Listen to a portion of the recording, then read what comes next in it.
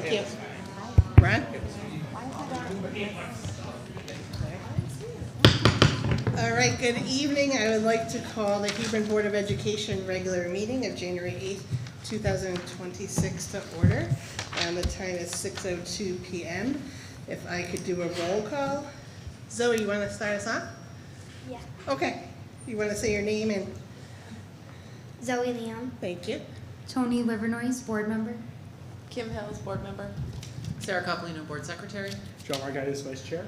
Heather Pettit, chair. Tom Baird, superintendent. Alicia LeMay, board member. Cindy Houston, business manager. Don Briere, Director of Educational Services. All right, and we have, I know our principals are here, Mr. Larkin and Mrs. Ariano. Oh, there, I see you right there, and of course, Mr. McKinney behind the camera. So if we could all stand for the Pledge of Allegiance. I pledge allegiance to the flag of the United States of America and to the republic for which it stands, one nation, under God, indivisible, with liberty and justice for all. Thank you so much. All right, next, Zoe. Welcome. I hope you had a nice holiday. The student liaison report. So PK doesn't have anything. Kindergarteners are working on writing stories with a beginning, middle, and end. They will soon be preparing their 100th day projects at home. First graders just finished a reading unit on biography. They learned all about Ben Franklin, Abraham Lincoln, Duke Ellington, and Eleanor Roosevelt. They completed a unit on writing and autobiography, and they're all about me pieces. Second graders are wrapping up their unit learning about Native Americans. They have spent weeks learning about various Native American tribes. They are looking forward to completing a project highlighting various tribes, traditions, and places in modern society. Third graders have been exploring concepts of areas in math. Our students have learned that areas and attributes of two-dimensional shapes. They have developed a scene of area as the amount of space covered by a shape. They have measured the area of different shapes by counting unit squares. Fifth graders are continuing to work on developing literary essays and writing. They are researching the universe while exploring nonfiction texts and reading. Students are also learning about the 13 colonies and social studies. In math, students are learning how to use a partial quotient algorithms to divide 3-digit and 4-digit dividends by 2-digit divisors. Sixth graders are working on developing literary essays and writing. They are analyzing short stories for character traits and writing an essay to defend their claim about the character. In reading, students are working in research groups to create presentations in their nonfiction reading unit. In math, students are working to apply dividing and multiplying fractions to word problems, many of which involve their understanding of ratios, rates, and percentages from units 2 and 3. They are also revisiting geometry concepts from unit 1 to now include finding area, surface area, missing edges, and volume of shapes involving fractions. HES Spanish. All grades have begun their second unit of study. A reminder that the update curriculum is posted on the school website, and families are encouraged to ask students what their goal of the day was in Spanish class. The production of this year's 6th grade musical of High School Musical Junior begins their rehearsals this week. This is our 4th year of putting on a musical at HES. The Hebron Elementary School Script Spelling Bee will be featuring 21 students and take place on Friday, January 16th. Excellent. I didn't realize we did a spelling bee. So that's excellent. Thank you so much, Zoe. I appreciate that. Very detailed report. Thank you. All right, next on our agenda is a presentation and discussion regarding the 2026-2027 school year budget. I just want to say before Dr. Baird begins, we really appreciate, we've heard from or received emails from many community members, and we always like to get feedback, to hear from you. We really do read every email, and we take into consideration everything that people send to us. I did want to say that, just so everyone knows, tonight the Board of Education is actually hearing the superintendent's proposed budget for the very first time. So this is his proposal. So we are getting our budget books, line item budget books tonight for the very first time right now. So we have not delved in line by line at this point. That's something that we're going to be taking this home for good reading, going through, and in the following weeks, going through line by line, asking questions, and really looking at what we want to put forward to the Board of Finance for a tentative budget. So I would ask the community to stay engaged. We love to hear from you, so please, as the weeks go on, please also stay engaged with us as we do that. But I just wanted to put that out there that we, along with you, are hearing this for the first time.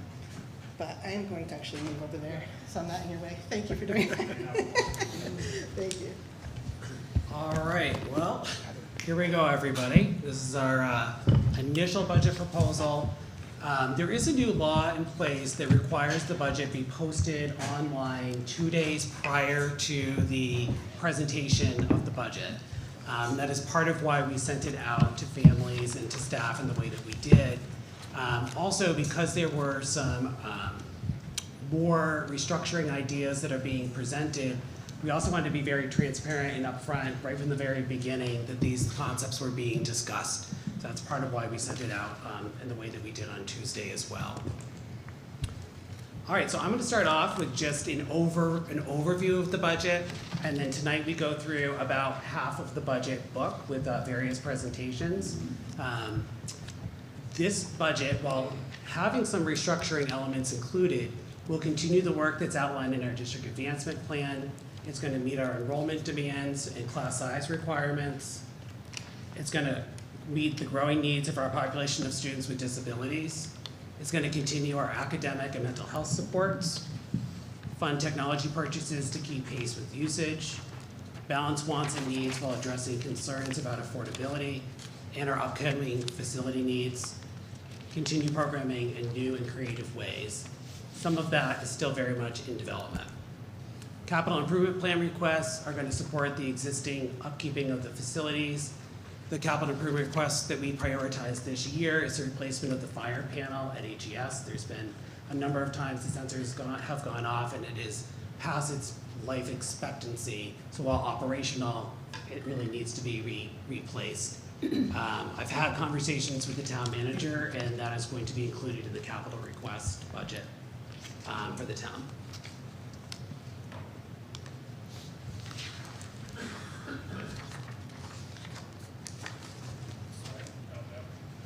Thank you.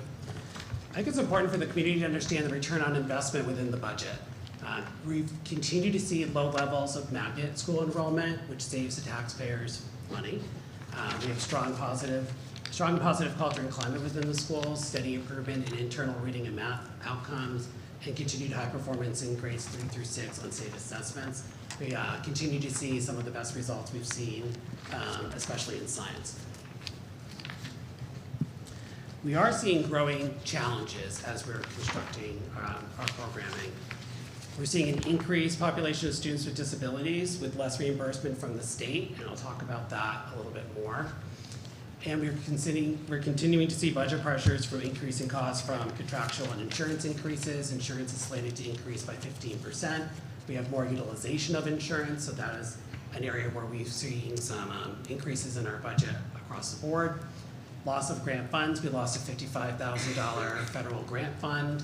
We saw less funds across our other grants, and we stopped receiving the state mental health workers grant a year ago. Higher rates for contracted services, so where we used to see 2 and 3% increases, we're seeing 5 and 8% for our contracted services. Inflation is impacting equipment and supply purchasing. And we are seeing growing concerns within the community about the affordability. Family feedbacks for prioritizing the budget were very similar to last year. Maintain low class sizes, continuing current programs for student support in academics and mental health services, continuing current enrichment and programs for the arts, school security and safety concerns, adding an additional SRO, facility and HVAC improvements, including air conditioning, and just sort of the overall makeup of the facility and the conditions of it. The additional school resource officer has been a request over the last several years. I think it should be something that is prioritized more moving forward.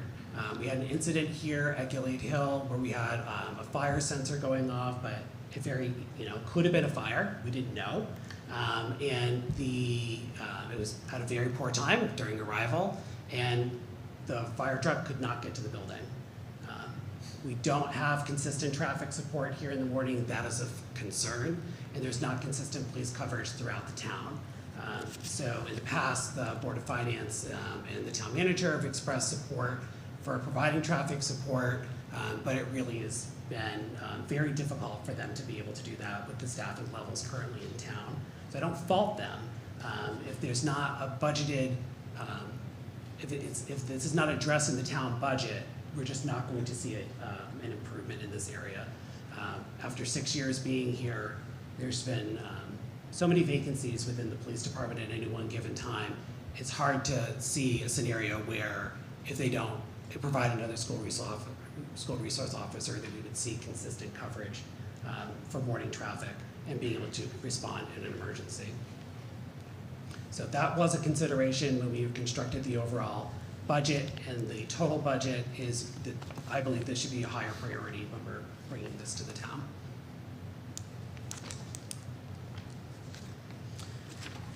All right, so budget assumptions and goals. We wanted to maintain our current programs and services, but we recognize that we need to do some staff reorganization to be able to do that. When we received the initial budget request from departments, there was an over 14% increase that was requested. And as we begun to sort through wants and needs, we were able to get down to about 10% with no staffing impacts at that point. And we just really did not feel like in this economic climate we could bring forward a budget request at 10%, knowing where we were going with facility requests in the near future, and also knowing the economic pressures that our families and community are facing. We budgeted for stability in special education outplacements and fully funding special education expenses. We've had many additional unbudgeted special education expenses this year that we've been able to absorb. We have maxed out our federal special education grant in order to meet some of those needs. So there's no funds that we can carry into next year to help with that. So we really need to budget for those things locally, and I'm going to talk more about special ed trends in just a minute. We, of course, are fulfilling all of our union contracts. At this point, we are not budgeting any preschool tuition increase. We increased it pretty dramatically last year. At this point, preschool is self-funding. I would be recommending that we don't increase preschool tuition this year for two reasons. One, because of the substantial increase last year, and the fact that we're covering non-required special ed, non-required preschool programming with that tuition. It's at a break-even point right now. If we were to reduce a preschool classroom, which I'm certainly not proposing, it would actually come at a cost of about $60,000 because of lost tuition. So there's no changes proposed for preschool within this budget. The other thing I think we need to consider is that the state is moving towards, slowly, universal preschool. There's no question in my mind that at some point over the next 5 to 10 years, we will have universal preschool. And at that point, we will not be charging tuition. So we need to think about how we're going to be looking at preschool into the future from a budgetary standpoint. So I will not be recommending a tuition increase. It's not something the board votes on until March, but I just want you to know where I'm recommending it. We wanted to provide the lowest reasonable increase possible, knowing the economic pressures throughout the town and knowing the facility request that was going to be coming. We also, unlike last year, we are planning and building in the use of the non-lapsing account. I think that's gone really well this year to target one-time expenses and to utilize that account to help keep the budget request low. So At this point, we are not included in the 5.9 is $73,000 worth of equipment and supplies that we would be proposing that the board fund out of the non-lapsing account. We use that to get us under a 6% increase. Those supplies are one-time kindergarten setup costs, some technologies purchasing, and some curriculum materials. All right, not to steal Dr. Breer's thunder in a few minutes, but I did want to go over some preschool trends with you now. Since the last budget was created last year, we've had an additional 18 students identified with disabilities, representing an additional caseload of students. We added a case manager last year that was unbudgeted. At the end of the school year, we had a great candidate. We had some funds in our federal grant. We also knew there was going to be a new state grant to help offset that cost, and so we added in that case manager at that time. We were very fortunate to be able to do that because otherwise we would have been probably in September or October coming with an emergency request to add an additional special education teacher. So this budget is not really going to be proposing adding any of these special ed costs. These are costs that we are seeing right now, and the budget is going to need to absorb and move forward. And I'll go over that in more detail in a few minutes. 1 in 4 students has either an individualized education plan, otherwise known as an IEP plan, or a 504 plan to support their disability. That's 182 students. Our prevalence rate is 17.4. That's within the state norms, but it is growing. And the proportion of students with autism and emotional disabilities continues to increase, and we're seeing that especially within our preschool program. So here's what those trends look like. I asked Dawn to go back and get some numbers so that we can really understand and see what this looks like. But if you look at the, in particular, I mean, you can see the overall IEPs and how those have grown significantly over the years. And we have added case managers over time to be able to properly support these students. But I think the autism number is really eye-opening here. And most of these additional students are in our preschool program. They may be in half day or full day, but as they move into kindergarten and beyond, they will obviously be here full day. So many of them need one-on-one support. And so we've added that support this year, but we need to maintain it. So the 5.9%, which, you know, in other years I've presented a number where I've said, I believe will come down from this over the budget process. And, you know, the budget process really will be developed over several months. This, I don't think that we're going to see anything lower than a 5.9, because there are already going to be some things tonight that I think that we need to consider adding to this budget.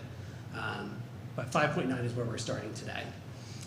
Special education expenses, so all of, you know, the case manager, which is partially grant funded, paraeducator support, we've needed additional vans for students in preschool who have special needs, and outplacement costs, and the decrease in state reimbursement for excess costs. We are having to absorb that this year as well. We are anticipating receiving $55,000 less in state reimbursement because the state did not budget any increase in the reimbursement total across the state, and all districts are putting in higher amounts for reimbursement, and we are now expecting to receive about $55,000 less. Our outplacement tuition expenses are also forecasted to increase by 8%. So we're going to get less reimbursement, and those costs are going up by 8%, and those are high numbers to be applying that percentage to. The paraeducators, special ed teacher, all that together is almost $500,000, or a 3.28% increase to our current spending. So right out of the gate, before we look at anything else, we're going up by 3.28. Contractual salaries and increases, insurance increases are going up about 2%. This has been lowered because we've also proposed some staff reductions that I think that some should be reconsidered by you, the board. The sixth section of kindergarten represents about $102,000 salary costs. The one-time setup costs, we've put in that $75,000 from the non-lapsing, so that's separate. And then all other changes only are about $5,000. We made some really difficult decisions because we wanted to keep the reductions as far away from students as possible. And you'll see some of those tonight as we go through the first half of the book, but there are significant reductions to non-personnel areas of the budget where we could make those reductions.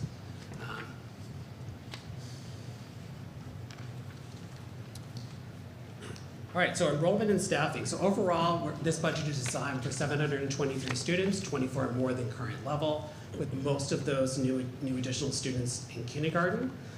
We are proposing, though, while we're proposing one additional kindergarten section, we're proposing one less section in second, third, and sixth grade. We feel comfortable with some of those and less comfortable in others. We want to maintain the current levels of special education staffing to keep pace with the increased need. We are proposing a reduction in the level of intervention staffing due to a loss of grant funding. We're looking at restructuring general music, band, and chorus to one music teacher. I do think that that's something that we need to plan out the details of. It's not fully planned out. And I do think it's possible that we'll be coming back in a future meeting and saying that we need to add back part of a position to ensure that we're able to offer band, chorus, and music across all the grade levels. So that is still in development. We're also proposing potential restructure in the challenge and enrichment to multiple staff. And we are also proposing restructuring our payroll AP specialist to part-time. And we've already put that in motion. We have someone retiring. We posted for a part-time position today, I think.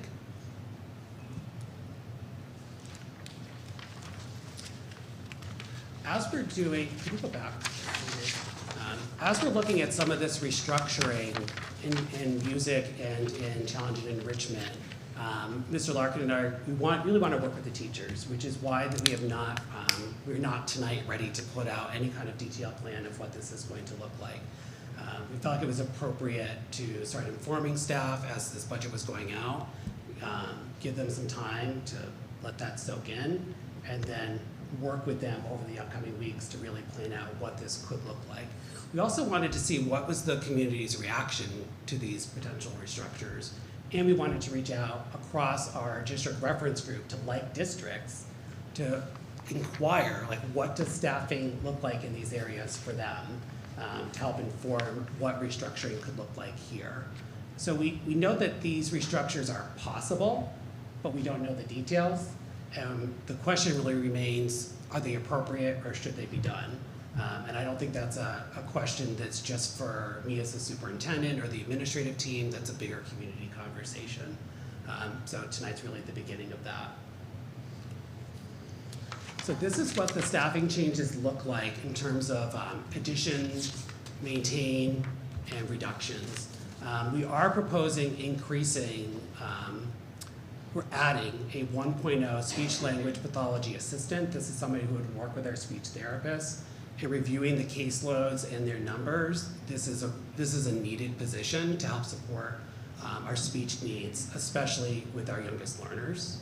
And it directly correlates to where we're seeing the special ed trends at the lower grade levels. We need to maintain the special education teacher. The grant will continue, although we are anticipating that we will be sharing that grant with RAM next year. So we've budgeted for receiving half of that level of grant funding. So we will be mostly paying for this position with our local dollars. It says here maintain 3 special education paraeducators. Since this budget was developed, we've had some new enrollment, and so that number is going to change, and you're going to see that in a minute. That number is going to move from 3 to 5. We've talked about the classroom teachers, but I do think one of those grade levels needs to be seriously looked at. We are proposing reducing to by 1 school psychologist. We were at 2, we grew to 2.6 maybe, and then we were able to move up to 4 with the mental health worker grant. With the loss of those grant funds, I'm not seeing a way to sustain 4 school psychologists, but I think it's a priority to maintain 3. We're looking to reduce 0.4 social worker support, again with the loss of the grant funding. We thought that this would be the best makeup for the SEL team. We are proposing a reduction of 0.6 academic intervention staffing, although I think that this is again an area where we need to relook. I am concerned about part of that reduction. Reducing one music teacher, again, we may be revisiting that and be suggesting that we look at a part-time. Reducing the challenge and enrichment teacher, I'm going to speak to this in a minute. We've also reduced most teacher leaderships, all the teacher leadership stipends and some student enrichment stipends. This is also somewhat in flux. The leadership stipends, we just felt like we couldn't afford them any longer, and we shifted the work to our other administrative staff. The deans, myself, Cindy, and the principals are all taking on additional pieces that used to be leadership stipends. The two student enrichment stipends are somewhat in flux. We really need to design what music is going to look like and work with our teacher to really see which pieces we might want to add back. So this represents jazz band and the musical. The musical is one that we worked with our union to create. I think this is the first year of the actual stipend. So at this stage of the budget, they're not included in the 5.9. They're a low cost, and I know they can easily be added back in. So this is something we're continuing to work on, and I think will be a change before we're finished with our budget process. And the net reduction within the central office is very modest. We are a very lean central office staff, but we're looking to reduce a net 0.05 AP payroll / data specialist position, and have put that in motion.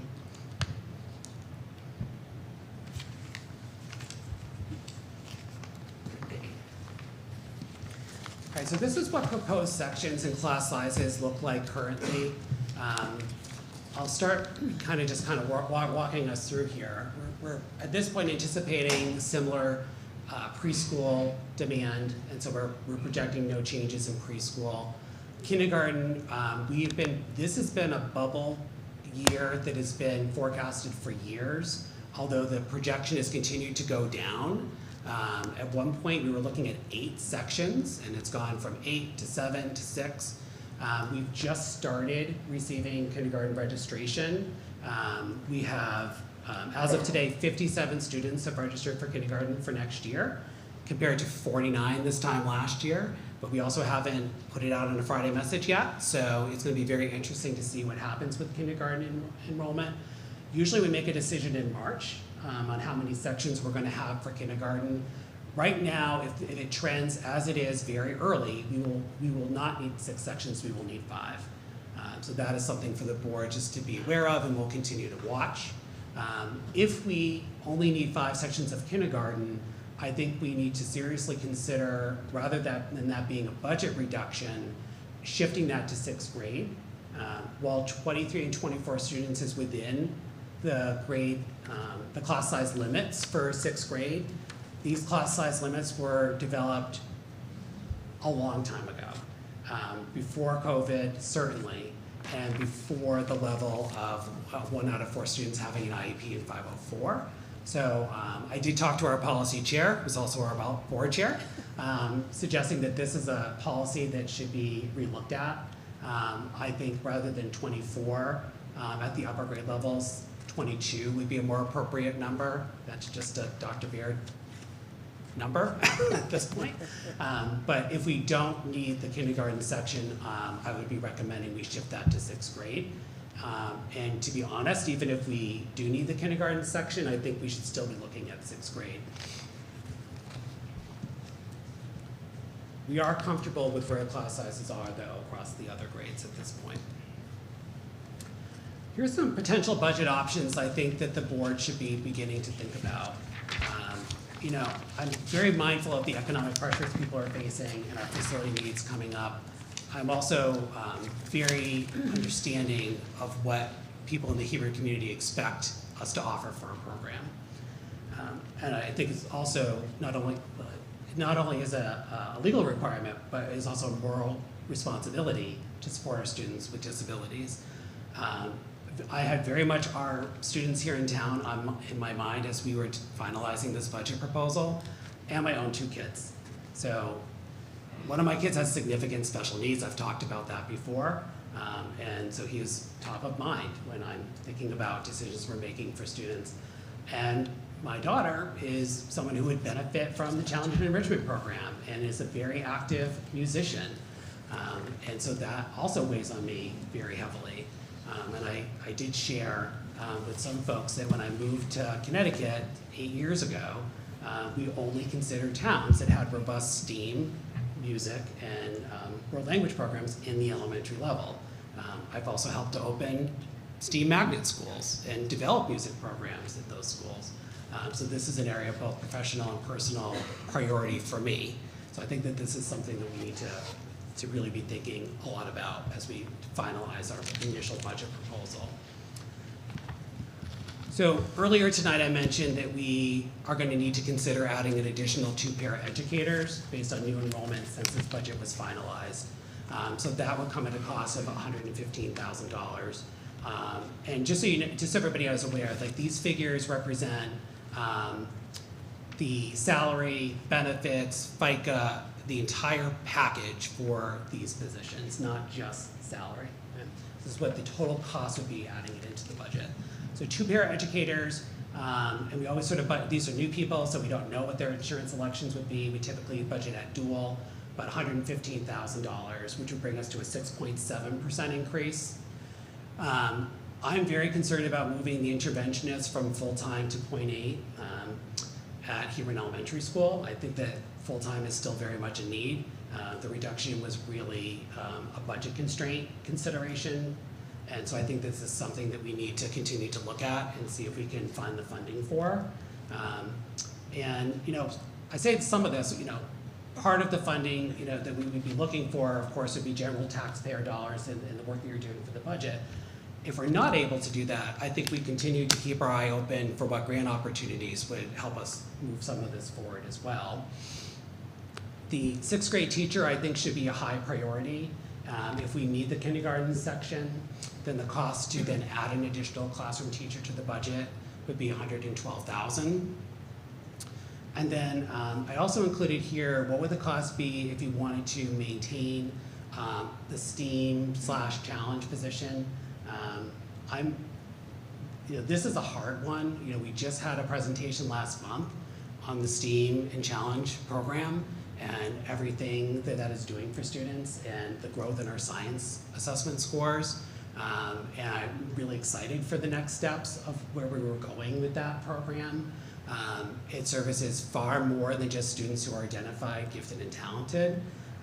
And so this would be a high priority to be moving back into the budget. And like I said, we still are very much looking at music and what level of FTE we are going to need to be able to still offer a robust music program. It may be that we need to come back and be adding a part-time position to continue to offer that program at the level that the community would like. So these are all things that we need to consider. Can the town afford an 8.3% increase? It would not be the largest increase I've seen so far proposed, but in light of the other economic pressures that are going to be coming in this budget season and the facility questions we're going to be answering over the next year or two, pointing us towards either comprehensive renovations or some type of new build, that is not going to be at a low cost. Just the RAM levy change alone of 1% more share of the student population at RAM is going to cost approximately $500,000.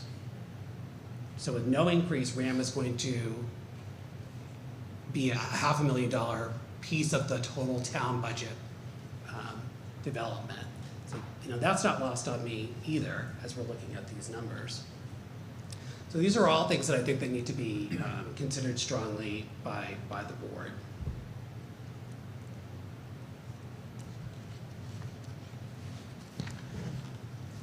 We have Tony is new, and we've got some new Board of Finance members and some new some new town council members. And so I thought it would be a good idea to relook at the per pupil expenditures across our district reference group. So you can see those districts up here. There's 30 of us. I last looked at this 2 years ago. The data, this just came out, but it is 23-24 data. It lags a bit. You can see where Hebron and then Marlboro, our neighbor, falls very closely towards the bottom of our per pupil spending. So I think that there's this, sometimes there's this feeling of we spend a lot per student in Hebron. And when you really look at this, you know, I'm not minimizing it, but we are at the bottom of our DIRG. I think we're getting a lot for our per pupil spending. So it's just something for us to know. And so I think we're doing a pretty good job in terms of fiscal responsibility. Since this, I think it was about 2 years ago that I put this together, we've moved down one spot. That was the change, and as did Marlboro.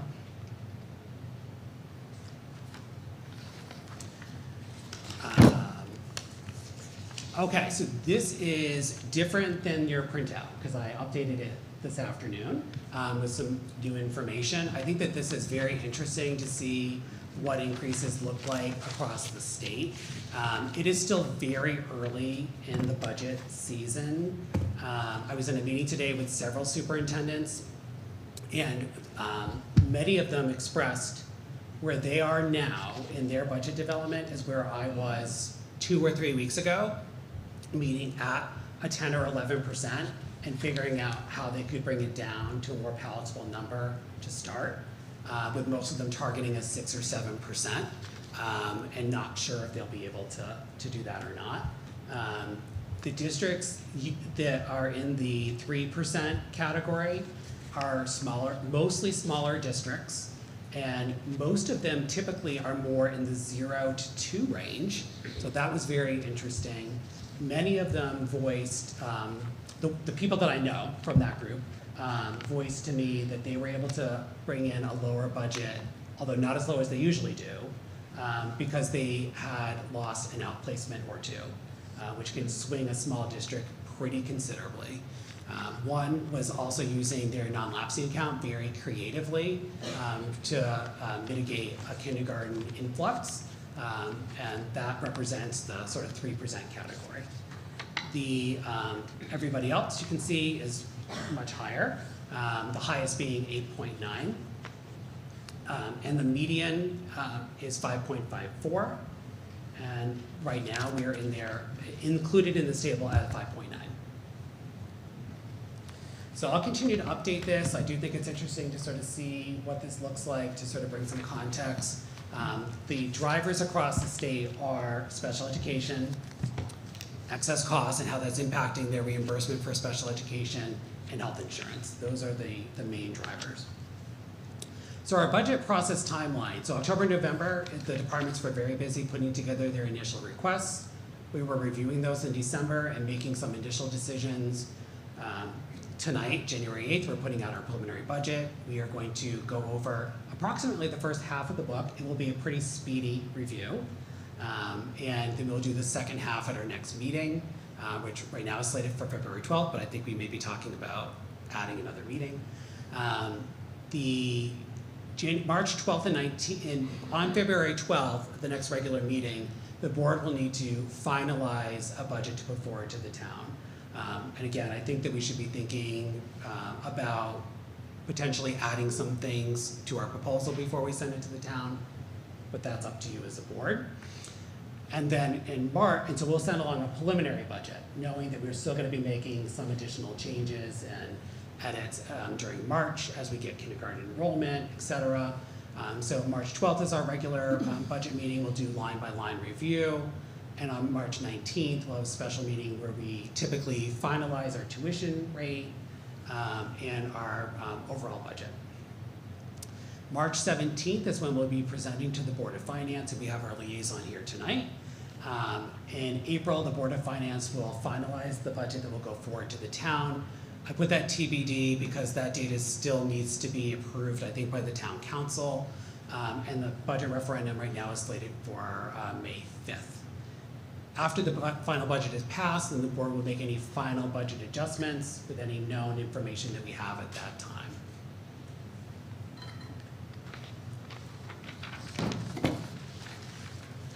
All right, so we're not really going to do questions yet because we're going to start going through some of the other parts of the budget book. And think that that's probably a better time to ask some questions. And at the end, it would be nice to get some direction from the board if there's work you want me to be doing in between now and the next meeting, if there's some things you want to not consider, some things you want us to still be exploring. All right, so Dave, you want to go over to the budget book? Yep.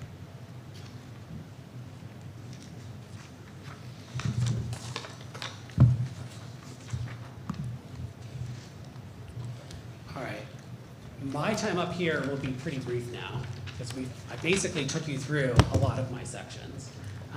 So Dave, could we actually move forward to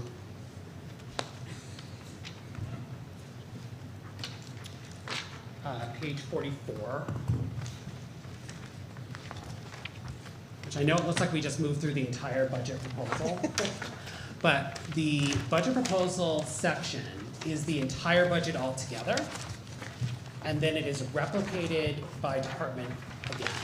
And so we typically look at the budget proposal section when we do the line-by-line review, and right now we look more section by section because it's the same information but in more bite-sized pieces. So personnel, I'm not going to spend a long time on this. I skipped over enrollment because I feel like we really have already talked about that. But I do want to point out our organizational chart, and on the next page, I wanted, on page 46, I just wanted to briefly just point this page out that shows the staffing changes from where we are as of a certain date, of current year, to what we are proposing for next year and how the FTEs are changing overall. As I said, we're already looking at some additional paraeducators. The other thing I just wanted to point out is when you look here, it looks as though we're reducing paraeducators. So I just want to talk through that a little bit. What we have done is for paraeducators and behavior technicians, we know that we will experience some vacancies in those positions. And so what we typically have done the last 2 years, which has been a pretty accurate way to budget, is we've budgeted for less than we anticipate having, knowing that we will have some vacancies.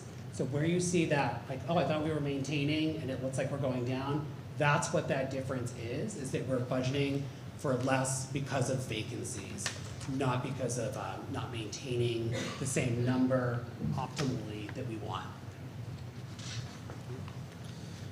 All right, Dave, could we go to page 49? All right, so the Board of Ed Superintendent Curriculum and Instruction summary, and actually, Dave, you want to go to page 50. So I just want to explain some of the increase here, and Cindy, you can chime in here to help me. You know, the overall increase to this section is 12.84%. The big change here is benefit election. So we have people who have hopped on insurance. This is a small overall budget compared to like the overall budget. So the percentage swing looks higher, and with the dollar amounts in this area than it would in a different one. The other thing that has shifted, when you look at the salary area, a lot of the salary difference is our budgeting for substitute coverage differently. We're budgeting for one less building sub at each school, and we are budgeting for long-term substitute. We've never budgeted for a long-term substitute before. We've relied on savings in other areas. This was something that we re-looked at all of the way we're budgeting for subs, paraeducator subs, teacher subs, et cetera, and just shifted how we were doing that to better match what we anticipate actually happening. So we really were moving money around. So you're going to see reductions in subbing costs for building subs at the school budgets, but it's showing up here as an addition. So I just wanted to point that out. And on the next page, Dave, see if there's anything else that I'm not hitting. Oh, staff development. So this is a pretty large reduction. So we're reducing staff development by $21,000, which is a very substantial decrease in this area. We do receive Title II funding that also supports professional development. We've relied the last couple of years pretty extensively on some outside professional development for English language arts, some in math, but mostly English language arts. We partnered with Teachers College, which then transformed into Mossflower. We did some other PD around our early literacy work. We're proposing to sunset that and have our curriculum specialists, deans, and principals take on the majority, and director of special ed to take on the majority of the professional development responsibilities. So this was an area where we felt like we needed to make a reduction to bring down our total budget. So that's the end of my summary, and I'm going to now step away and let Dr. Briere come up and work with Cindy to present special ed. We did already present the sort of special ed numbers, but we want to now present the budget.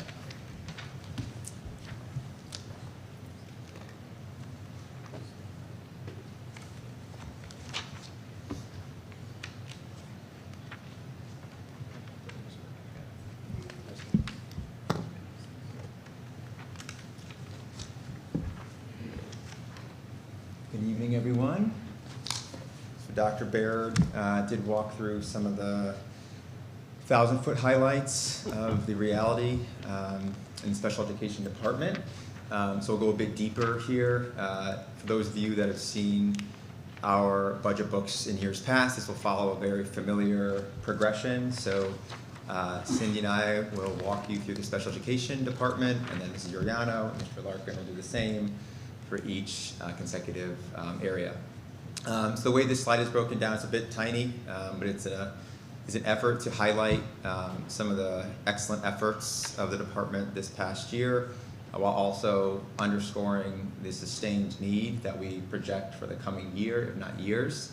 And again, some of this will echo some of the themes that Dr. Baird already highlighted for us. So this current year highlights. Staff have attended specialized trainings in literacy development to best meet the needs of our students. As Dr. Baird mentioned, similar across the state, our overall number of students being found eligible for special education services across 14 different disability categories is on the rise, as it has been for a number of years.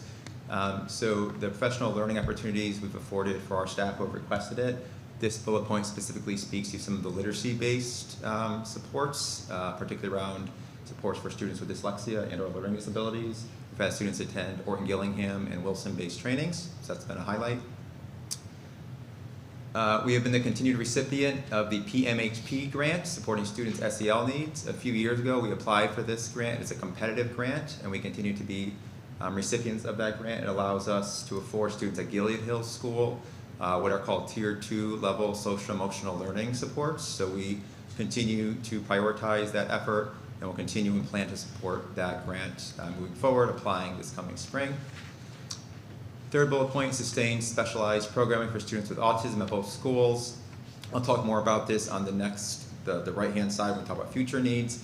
As Dr. Baird alluded to, the overall number of students with autism that have been identified since 2021 have effectively tripled. So we're closely monitoring that trend, but it has brought with it additional increases in support needs. Another highlight is the initial development of a pre-K to 6 life skills curriculum. That's a new project this year. We have 2 extraordinary ABA specialized case managers, one that exists at each building that has been a direct response and a built out support structure for our growing needs around autism.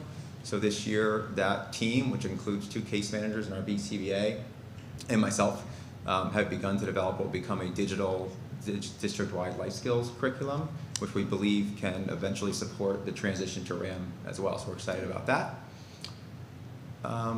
The team-wide, special ed case managers, related service providers, et cetera, have conducted in response to the heightened level of referrals in special education, a record number of standardized evaluations in order to inform not only eligibility determinations, but also subsequent recommendations regarding programming. This past year, we were thrilled and celebrated. We convened our inaugural and highly successful Neurodiversity Night for families and community members. We continue to plan and roll it out again this spring for our second year in a row. That was a highlight of last spring. It was all hands on deck. All team members, all staff did come. A wonderful outpouring of support from the community and from community members. This year, we're excited to continue that and to extend the invitation to our neighbors as well. Last year, another highlight into this year as well, we expanded the eligibility criteria for unified sports, which is effectively one of our only extracurricular opportunities for students with IEPs.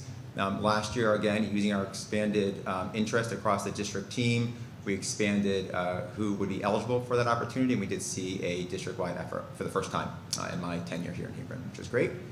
And as the board at least is aware, we did codify a board policy last year and continue to see success with our therapy dog programs at both schools. Moving over to the right-hand side of the screen, here are our projected future needs.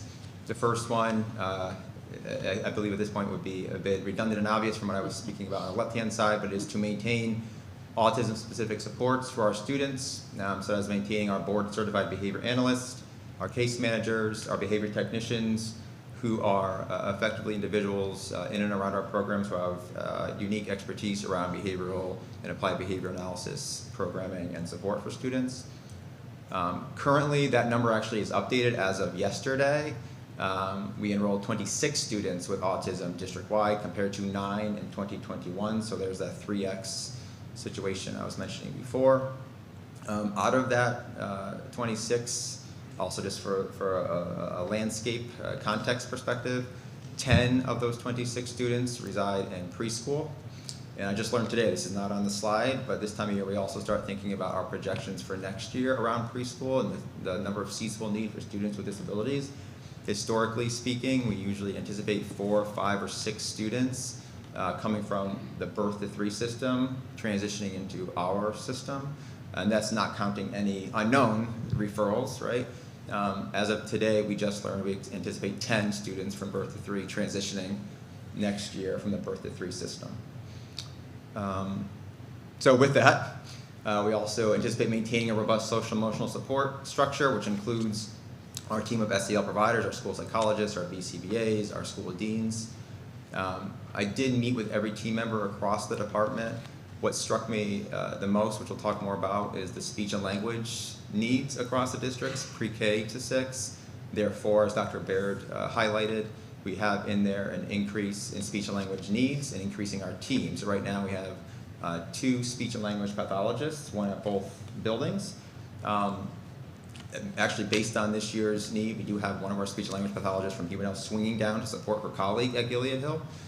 Based on that need and the approximate 60 students they each support individually and uniquely, we are proposing to add a speech and language pathologist assistant, which is an effective support to offset the 60 student per speech and language person current caseload. Final bullet, second to the last bullet point there is maintain the case manager team as we have. As the board knows and recalls, last spring, as Dr. Baird did mention, we did add a case manager at the spring tail end of the school year, as caseloads were reaching 19 in excess of 20 students per case manager. That effectively supported the team last year and going into this year, whereas right now we have 13 to 14 students per caseload, which is appropriate based on not just the number of students, but the number of deliverable service hours codified in each IEP. Therefore, we're looking to maintain that case manager team coming into the next year. And the final bullet point is ongoing specialized training for our teams of specialists, particularly around the area of assistive technology, math and reading, and literacy supports. The bottom paragraph there is some additional highlights to be aware of. Again, Dr. Baird did mention some of these already. Currently, we have 182, it's now 184 students with disabilities. That breaks down to 122 IEPs and 62 504 plans. At the time of writing this narrative, 8 students were currently in the referral process. So that's also a pattern to keep in mind, particularly in the context of an elementary district as we have here in Hebron. The number of referrals does not go down across the year, it continues to rise, as we saw last year. We had a high number of students found eligible between this initial conversation with the board in January and June. So that's where we currently stand with 8 students in referral and the IEPs at 122. Bringing our overall IEP prevalence rate, so out of 100 students in our district, 17.4 of them have an IEP. The field of special education continues to experience similar increasing trends statewide and nationally. Therefore, we anticipate our need to continue and therefore to maintain our current support structures. By expanding our special educator team this year, we've been able to maintain appropriate caseload sizes, as mentioned, around 14 students. We have also observed increasing caseloads for our speech and language providers, with each provider currently supporting 60 students, as mentioned. What I had not mentioned thus far is each provider is also conducting approximately 26 standardized evaluations per year, which is another large part of their time commitment to us here in Hebron. Similarly, our SEL team, school psychologists, social workers, support an average of 31 students each and conduct 16 evaluations each per year. In addition to the number of students receiving support, the profile and complexity of our student body continues to increase, marked by the notable increase of students with autism, as well as emotional disabilities. And there are the numbers in the parentheses there for you to look at. I've already mentioned the 3 times increase for autism, not as dramatic of an increase, but particularly for the area of emotional disabilities, we're seeing a notable increase there as well. And finally, keeping students in district remains our top priority.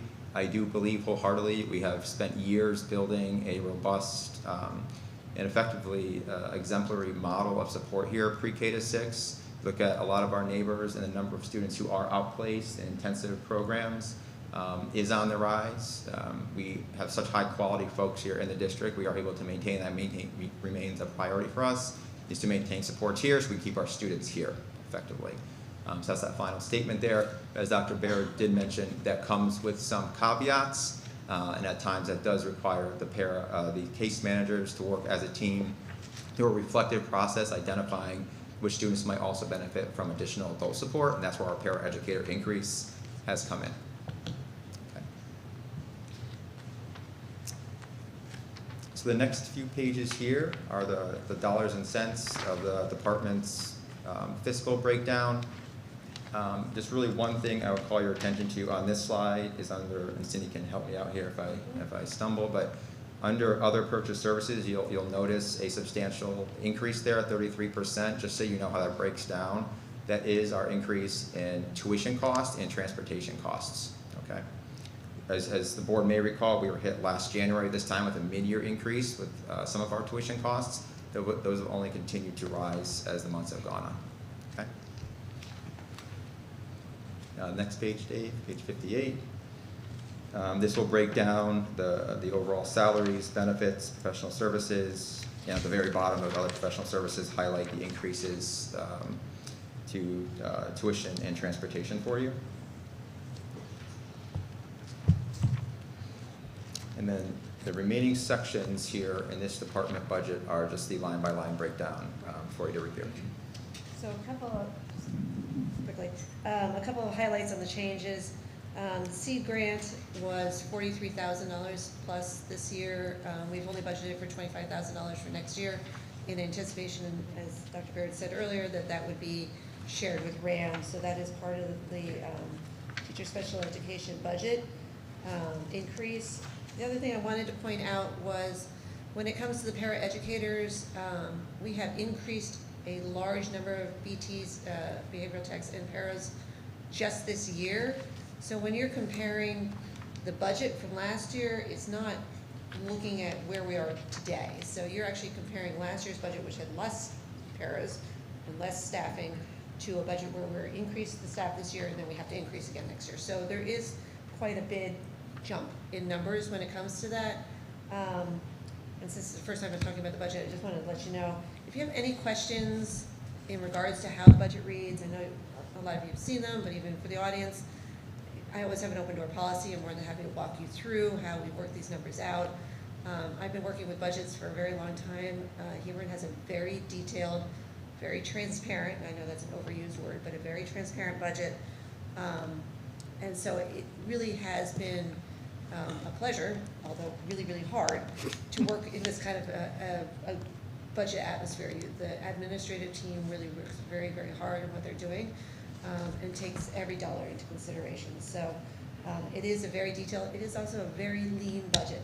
There is nothing in here where I could say, oh, well, we kind of added a little bit just to get you, you know, to make sure that's okay. The only places that would be any guesswork on anything would be maybe like electricity or gas, because you don't know whether it's going to be cold next year or it's going to be hot next year or something along those lines. So, but the detail that the administrators put into every single line item has been really worked out hard. But bottom line is I am always open, and anybody who wants to walk through these things. But the seed grant is quite a big hit for us as far as one of the major things. The other thing I wanted to point out when you're looking at budgets, and again, when you guys take this home, I know percentages come up first. Don't look at percentages. Look at the dollar values, because you'll see, like just in Don's, he's got one that he decreased by 80%. I mean, that sounds like a humongous decrease, but it's only $2,000. So you kind of have to look at the whole picture of the whole thing when you're going through the line by line items. So Just two other points to that. We also have less federal grant funds available. much less. We used to fund more paraeducators out of our IDEA grant, and because we've had to utilize it so heavily this year, we don't have the funds to carry over to the next year to continue to utilize it in the way we typically would. So that also factors into that. Yeah. And the reason why a part of the reason why we can develop a budget that is so lean and doesn't have any placeholders, if you will, is because we have our non-lapsing account. If we didn't have that account right now, we would be in a different position to respond to the needs that we have come up this year. Yes, we had some room in some places and some grants to cover some of the needs that have come up, but if we're in a budget, we're in a spending freeze right now. But we didn't initiate a hiring freeze because we know we can go to the non-lapsing account if we need to. And we'll talk more about current year in a bit, later on in the meeting. But that's why we're able to budget as leanly as we are, because we do have that emergency fund we can go to if we need to. And just because you touched on grants, just to give you an idea, in 3 years, Hebron District has lost $379,000 in grant funding from the 2024 fiscal year. So that is a very substantial number. I know And that does not we're include excess costs. Can I ask a question of a clarifier? Okay, I know we're not at questions yet, but just as a point of clarification, the 122 IEPs, does that include students who are identified gifted and talented, or No. students with disabilities? Just Okay, disabilities, yeah. so 122 is students with disabilities? Correct, yeah. Okay. And that concludes my department's updates. I'll hand the baton off to Mrs. Uriano Yes. for Gilead Hill. I will tell you, so Thank we you. have 26 students that are identified gifted and talented.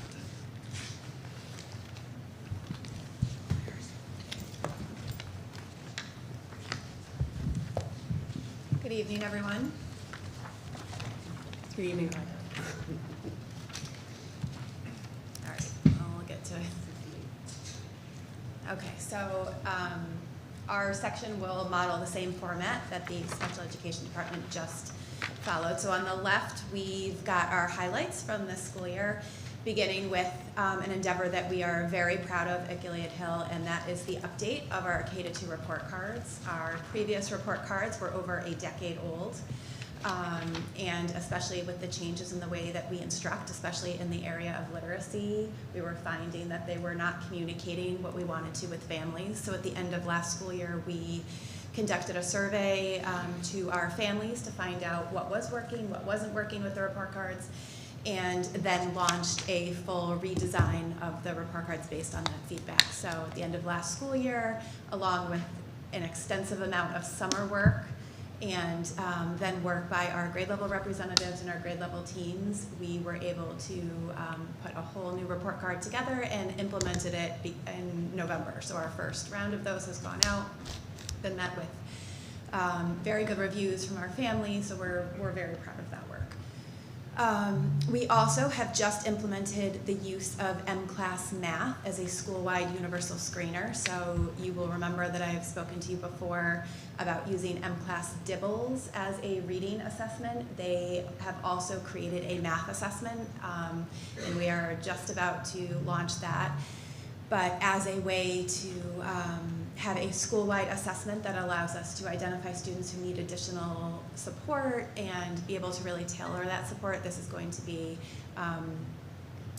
hopefully a very effective tool that we can use to support those efforts. We are also, have just as of Monday, began the pilot of illustrative math in second grade. It will then be followed by a pilot of illustrative math in first grade, and then followed by taking a look at the new and improved Bridges units in those 2 grades, so that with the hope of being able to identify which of those programs we'd like to move forward with in those grades and then implement that next year. Just for your information, kindergarten has already decided that they will be moving forward with implementation of the Bridges units. So they don't need to pilot it, but we're looking for that implementation next year as well. One of the items that we've really focused on this year, especially you've heard us talk a lot in the last couple years about the significant changes in the way that we deliver literacy instruction here in line with the science of reading. So that was really focused on the Tier 1 efforts, the whole class, and then we this year have really focused on how we can use our tiered services, so our supports for students in Tier 2 and Tier 3, and making sure that our structures within that are giving us the best bang for our buck. So we've really worked on how we can identify those students well, how we can then create individual goals for those students to make sure that the supports we're offering them are really supporting them exactly in what they need so that we can see the most amount of growth possible. And then in preschool, without the NIAC reaccreditation to focus on, we've been able to focus on some other things. So we've done a lot of work with executive functioning instruction and provided professional development. Our teachers in preschool have been engaged in a lot of executive functioning work. We have noticed that executive functioning has been a particular area of challenge for our students coming in over the last couple years, especially since COVID. So we've done a lot of work in this area to hopefully be able to support them as they transition to school. And then of course, the state has created a requirement for a school climate improvement plan. So that has been a lot of the work over the fall as well. Our school and our climate committee has gotten together to develop and then launch an improvement plan that goes along with that. So then shifting over onto the right side for our needs for next year and the future, once we make a decision about which new math programs to select, next year will involve the implementation of those programs alongside the professional development that we'll have to provide to our teachers to make sure that they're ready to deliver that instruction. We are anticipating that the professional development will be done in-house, so our math specialist will be the lead on that, and then she'll be able to support teachers as they delve into that new program. And then in line with the school climate improvement plan, the social emotional learning efforts in our school are one of the biggest pieces of what we do, especially with students being as young as they are in our school, and the significant increases in needs in terms of social emotional learning. We really have to make sure that we are using a coordinated student support service delivery model. So taking a look at our SEL team, this proposed budget does present a significant reduction in our social work support next year alongside the reduction of the school psychologist supports. So that's going to be some work that we have to do on our end with our dean, absorbing some of that work, and other members of our SEL team having to support those things. But they will continue to be, a high priority in making sure that our students are supported in those areas. And then also the continued small group instruction in literacy and math. So again, this proposed budget has the elimination of our tutor that's been in place since COVID, that had been a grant-funded position that we've had in place since we returned from the COVID pandemic. So that is going to be an adjustment for us. I'm grateful that we have done the work we have done with, using this year to tighten those goal-setting structures and making sure that we are really using that time effectively. And so that will continue to be some work. We anticipate that probably our academic coach will need to take on some of that work that the tutor had been doing and absorb some of those small group instruction efforts in order to continue the supports at the level that we're offering them right now. So then at the bottom, we're anticipating 344 students. Of course, that's all dependent on what kindergarten enrollment looks like. That is an increase for us for this year. And then all of our class sizes, the way that we are enrolled or anticipating enrollment as well will stay within the Board of Ed recommendations. So here is our proposed budget summary.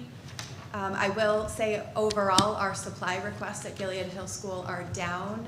We had used some of the Science of Reading grant funding previously to outfit that, and then a lot of our math program materials right now we're anticipating will come out of the non-lab same account. Sure. So again, most of the highlights are the same as far as the, well, you see the changes in teacher salary. That included the reduction of a second grade classroom, but it includes the increase of a kindergarten classroom, so it's kind of net. So the teacher salaries is still right on contract level as far as the change from last year. The $12,290 was used for Title I funds for the tutor that Katie referred to. That will be now used for using another teacher to help support those needs.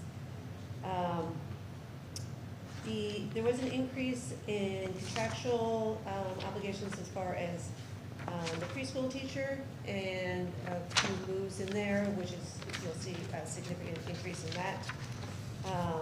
And then building substitute, again, that was a decrease for the building substitute, but that is because we increased the overall long-term substitutes in the central office area. The other thing, the plan, benefit health plans, there are a larger number of paraeducators who are taking our plan. Additionally, we have some 25-year-olds that are turning 26 next year. So we included them on there because they are no longer allowed to stay on their crisis insurance. And then, as Katie also mentioned, the amount of money on supplies per pupil has significantly dropped over this year, from $306 per student last year to only $154 budgeted for next year. So again, to reiterate, the administrators did an amazing job really trying to narrow everything down, getting the numbers down as best they could in those areas that they had control.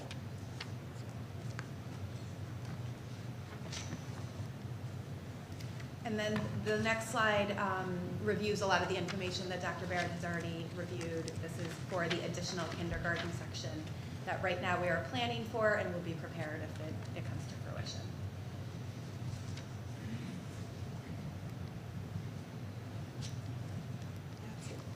Okay, I'm going to hand the microphone over to Mr. Larkin.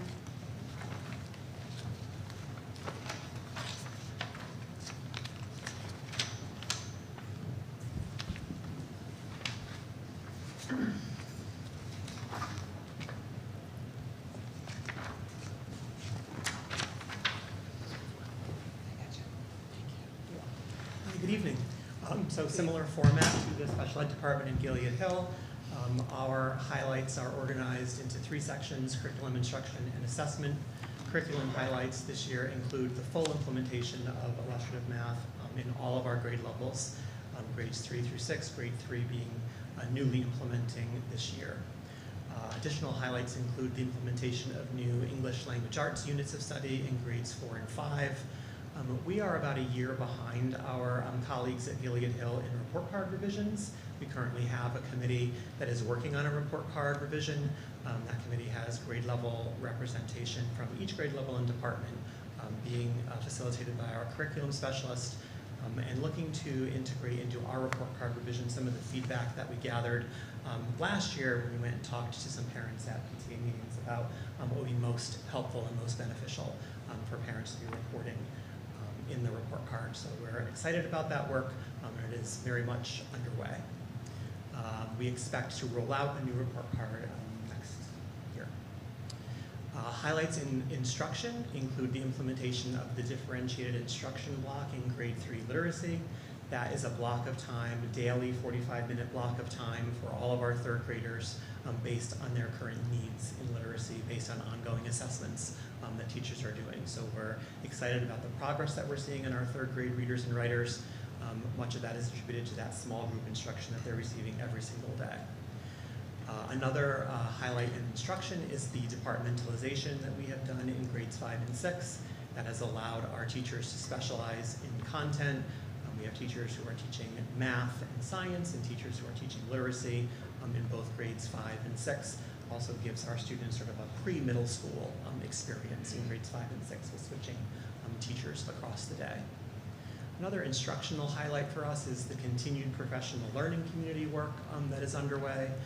Every single morning, teachers are meeting in teams. We call them student achievement teams or SAM meetings.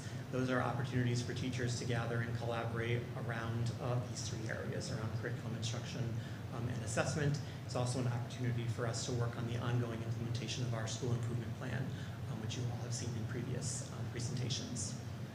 Assessment highlights for us include student work analysis protocols. You heard Dr. Baird before talk about the outside professional learning consultants that we've had with the Moss Flower Literacy Project. We have learned some student work analysis protocols from those folks that we are now implementing on our own, and that have been very helpful for teachers in grouping students and analyzing their student work. The interim assessment blocks, you've heard me talk about these before. These are SBAC-like assessments that we're able to give throughout the year. These give our students an opportunity to practice the format of the SBAC assessment before they sit down in May to take that summative assessment. They also provide very real-time data for our teachers to be targeting their instruction, and those interim assessment blocks are all discussed at the SAM meetings, and the results of those are all discussed at the SAM meetings by the teacher teams. Shifting over to that second grid there for future needs, the first future need in that curriculum category, if there were no proposed reduction to our challenge and enrichment teacher, we would actually be looking to expand our STEAM and enrichment offerings to students. We believe that enrichment is for everyone, whereas acceleration is based on readiness. So again, if there were no proposed reduction, we would be proposing an expansion of STEAM and enrichment programming for all of our students next year through a engineering is elementary / Lego robotics programming. With that proposed reduction, that will force us to be creative in how we continue to offer some of those experiences to students next year. I talked about the new report card rollout, which is a future need for us. Along with the actual logistics of creating that report card will come some communication to families about the report card. And again, hopefully families will see that their feedback from last year has been incorporated into the report card. One of the things that we heard from families about the report card is that trimester by trimester expectations would be helpful. So that is some of the ongoing work of the report card committee right now to create rubrics for trimester by trimester expectations. Continued regional collaboration.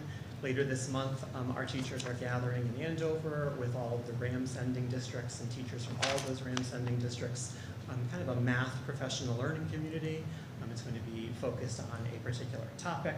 There's going to be some sharing of ideas and resources and how that is taught across all the 3 RAM sending districts. That will continue to be a priority for us to continue to collaborate with our colleagues across the region. Future need in assessment will always be the analysis of the SBAC and those internal assessments to inform our programming, our goal setting, and our professional learning, so that we can do the best job that we can of assisting our students in showing what they know on those high stakes summative assessments. We're looking at approximately 369 student enrollment next year in grades 3 through 6, and you heard Dr. Baird talk about our concern about grade 6. We would very much like to maintain 5 sections of grade 6.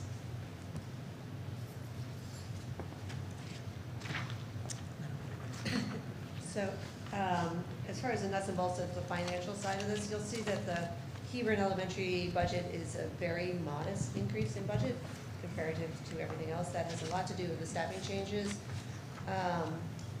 When we talk about positions, we plan on position changes based on the lowest possible step, which does cause changes in where people's, or not people, position salaries up and go kind of move around. The psychologist came out of Hebron L's budget.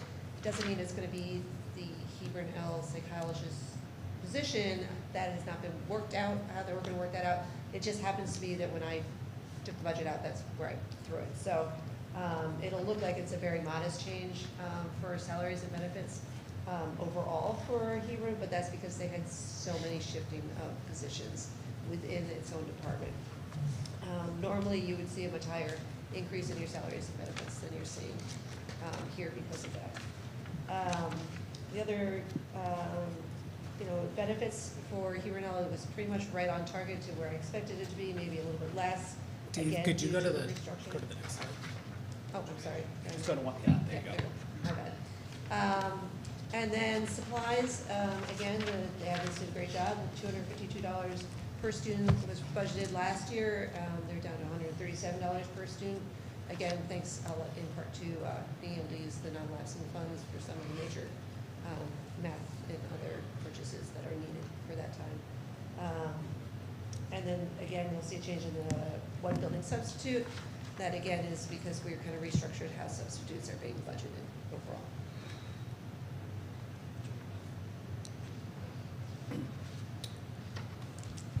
So that's it for tonight. We'll do the rest of the book the next time we're together. But I don't know if you want to have some general conversation before we go. Yes. And sorry, Tony, I can't see you over there, and I know this is, Tony just joined us recently, and so I know this is your first look at the budget book, as it is for everyone tonight for this upcoming year. So I didn't know if anyone had any general questions for Dr. Baird, or anyone that presented, but normally, what we would do is, next meeting, which I'll talk about in a few minutes in the chair report, we would go through the second section of the book. I'm also saying it for the audience as well. And that gives us some time, we're proposing a week, for us to really like delve into the book and look at it for ourselves line by line, and then come back, hear the second section, and then be able to ask some real pointed questions. But I don't know if anyone, first of all, had any general questions, and then if not, maybe I'll speak to a couple of these pieces. But did anyone have any like general questions for? I have many questions. I don't know how general I would consider them. I can hold them or ask them. Well, So I guess, this is not so much a question as a statement, just that if one of the goals that we are putting out is that we want to maintain current programs and services, but we're looking at a 13% decrease in staff, and in sixth grade, a 25% increase in student numbers in class. I'm struggling, and I know we haven't worked out the hows, but I'm struggling with that as a goal that we're saying we're trying to meet with some of the proposals. I don't know the answer to this, but in terms of identification of gifted and talented students, is it legally required that somebody be able to do that?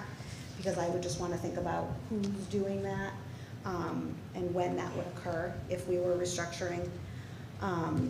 Just want to think a little bit about the fact that with a challenge and enrichment program, our general education teachers and our intervention team are able to direct their attention to students who might need tiered intervention, and without pulling those kids out of the class. It's going to be an increased, I don't want to say burden, but increased responsibility on our general education teachers and our intervention team, when we're also proposing potentially reducing that team. So I think that's something that really needs to be thought about.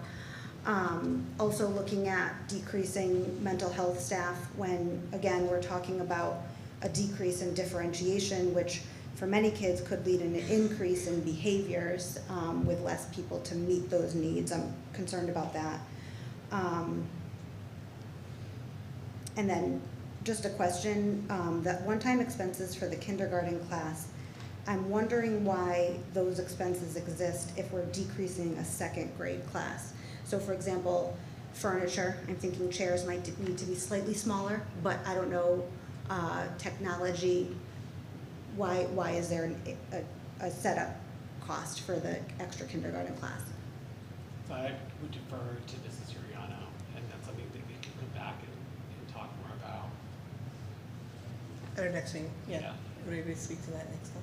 Okay, thanks, Ms. Sarah. Thank you. Is there any other questions right now? I know you just got the book. You just heard it. Yes, Kim? I have some questions, but likely might just need a little bit of time. You might need time to look into it. So I'm just curious how many students are serviced by, or how many students access the choral program, the band program, the challenge and enrichment program. But we did get lots of numbers on the special education services. So that information, I think, could help guide some of our decisions as well. Yeah, I do have the challenge and enrichment information. So we have Mr. Parks summarize how many students he's seeing weekly. There are 26 students who are identified gifted and talented, but because of the way we've been moving to an enrichment for all model, he sees 164 students a week. That 26 included in the 164? Yeah, and that's part of why I think that we really need to think about whether or not we want to be pursuing a restructure of that program or not. And if the board has some initial feelings about that tonight, it could be helpful in setting a direction for the administration. For band, there are 129 students in band.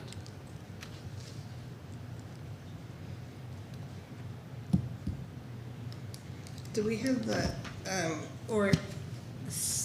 could we get, or Cindy, for the next meeting, you know, like we have here, the percent increase if we added some of these positions back in, could we do that for band as well?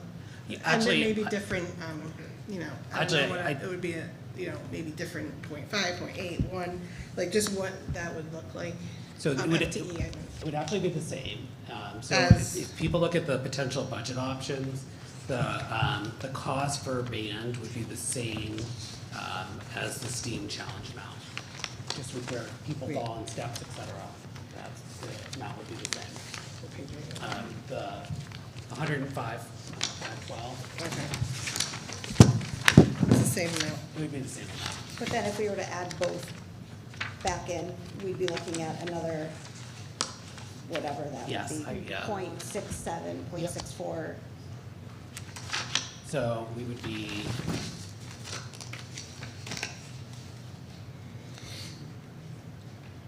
so we would be at 9.1. That's assuming that we still need, that would assume that you're adding the 2 paras, you're adding the 0.2 interventionist back, you're adding the 6th grade teacher, you still need the kindergarten teacher, you're adding the challenge and the band. It would actually be 13.5. 13.5%?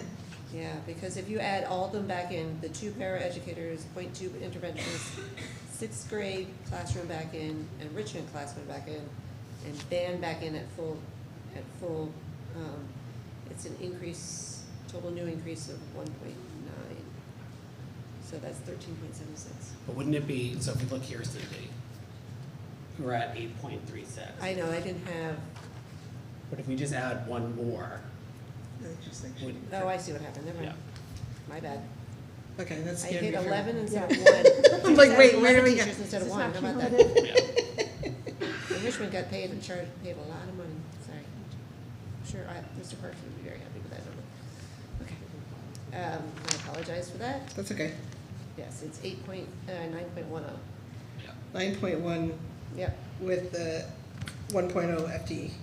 Assuming we still need the kindergarten I teacher. gave Mr. Parks a $700,000 increase. So Wow. Wow. very well next year. I need to be Mr. Parks. Okay, thank you. So I don't know if, quickly, I know we have a lot of folks in the audience that probably want to give up to 3-minute statement. So I don't want to, and we also need time as a board to really like dive in on our own before we can really speak too much. But I don't know if anyone had any initial thoughts. If we want them to come back, you know, as we go forward, we have that wonderful Excel sheet that I like to work off of. Yes. We've already working on a graph. Yes. I have it right in Where front we of can add and take away and see where we land as far as like per dollar increase and percent increase. But I don't know if anyone, potential budget options, has any initial feelings on these that they want to speak of, or want to wait till next week. to hear I have from one the thought, community. since I'm not gonna. Yes. Speak to it in the future. Oh, you're on my agenda, the agenda. I think this might be a year where unfortunately the board is going to have to present something to the Board of Finance that it doesn't want to have to present. And it's gonna come up high, and they're gonna be the ones to make the cut, but I don't think it would be right for the Board of Ed to start cutting those services. None of us wanna see them go, and I think it's gonna have to be something that goes to the town. So I think that ultimately, the budget that gets presented to the Board of Finance is probably gonna be higher than anybody on this board would like to present. But it's probably gonna have to be that way and let the Board of Finance start the cuts. That's it. Thank you. I would just say that I agree in looking at the number of emails that we've received over the last 2 days and the number of people here. I think that really speaks to the fact that all of us were elected to advocate for the needs for our children in the community, and I understand the need to do that in a fiscally responsible manner. And if the Board of Finance tells us that we have to make cuts, I will be frustrated, and that would be a different time to make a cut than at this point when we are still looking at what is in the best interest of our kids. And I feel very strongly that many of the proposals for cuts here would not be in the best interest of kids, specifically the music program, specifically the 6th grade teacher and the challenge and enrichment teacher. Thank you. Joe. I would agree. I mean, I think that's very preliminary at this time to make any cuts. We haven't gone line by line. I'm a big fan of challenge and enrichment. Music's very, very important as well. So I think we got to really dive deep in. I know the administrative team has already done a really good job of looking in to see how thin they can go. It's just, with grant cuts and things that we saw on the horizon after COVID, we knew that this was going to happen. I think it's now rearing its ugly head. So we just got to think what's going to be the best for the town, for the students, and come up with the best number we can. Thank you. The only, I agree, that we need to do what's in the best interest of students. I am cognizant that we also have a community that, we're coming in high often, and, to no fault of our own or our administrators, we lose grants, and, this year happens to be more than usual. The only thing I could potentially say, and this might not be popular with the administration, is I know that we have our non-lapsing account where we kind of, hold that money in case we have unanticipated special education needs, a student or students come into the district with, needs that we didn't anticipate, we didn't budget for during the school year. And I know you budgeted for a portion of using that non-lapsing account for pre-purchasing some items that we need for next year. But I am wondering, just throwing it out there, and something to think about, we don't have to decide tonight, or, maybe everyone's like, no, Heather, but if we say, I feel strongly, especially, about all these things, I have a child that's band chorus, has done challenge enrichment, but for the community as a whole, I'm wondering, I feel strongly about the 6th grade teacher. Having a class with almost 24 students in 6th grade, it's a lot. It's a lot. That's more than classes at RAM, size at RAM, a lot of times. Sorry, I'm just going to say that. And so I really feel strongly about that, but I wonder if we add it back in. It's kind of like a break even, but we take out, sorry, Mrs. Ariano, like the 6th grade teacher, not out, the 6th section of kindergarten teacher, but we have a non-lapsing account if we need it. Just a thought that we could use for that position. Say we do find out we have an extra 18 to 20 kiddos, or actually it'll be 10, right? It'll be less than that if we need to split class sections. And then we could use the non-lapsing account for like that position, knowing like the next year, I mean, there's a fiscal cliff like associated with that, right? So next year we would have to budget for that section. But just a thought. Yeah, I mean, I think that what would make the most sense in thinking about positions being funded out of the non-lapsing account is we would want to be really looking at positions that would be like a one-time position. Sixth graders will leave us after next year and we'll be going to RAM. So I mean, we could look at the non-lapsing to support, I mean, whether we say it's kindergarten or sixth grade doesn't necessarily matter, but funding the sixth grade position out of the non-lapsing account would not create any kind of budget hole we would have to fill the next year, because we are projecting to go down. I didn't really talk about this, but like, when you look at as kids are gonna move up the grade levels, we are gonna reduce by 1 or 2 sections the following year. So, you know, if we funded one section out of the non-lapsing account for next year, then, you know. But we actually have more fourth graders. So if we think about next year, looking at the enrollment, 92 going up to 6, but then the following year, obviously there'll be changes, but that's 98 going up to 6 then. Oh, yeah, I wasn't thinking of sixth grade. Oh, because you said sixth graders will Yeah. leave us, so I. Yep, but it will be in.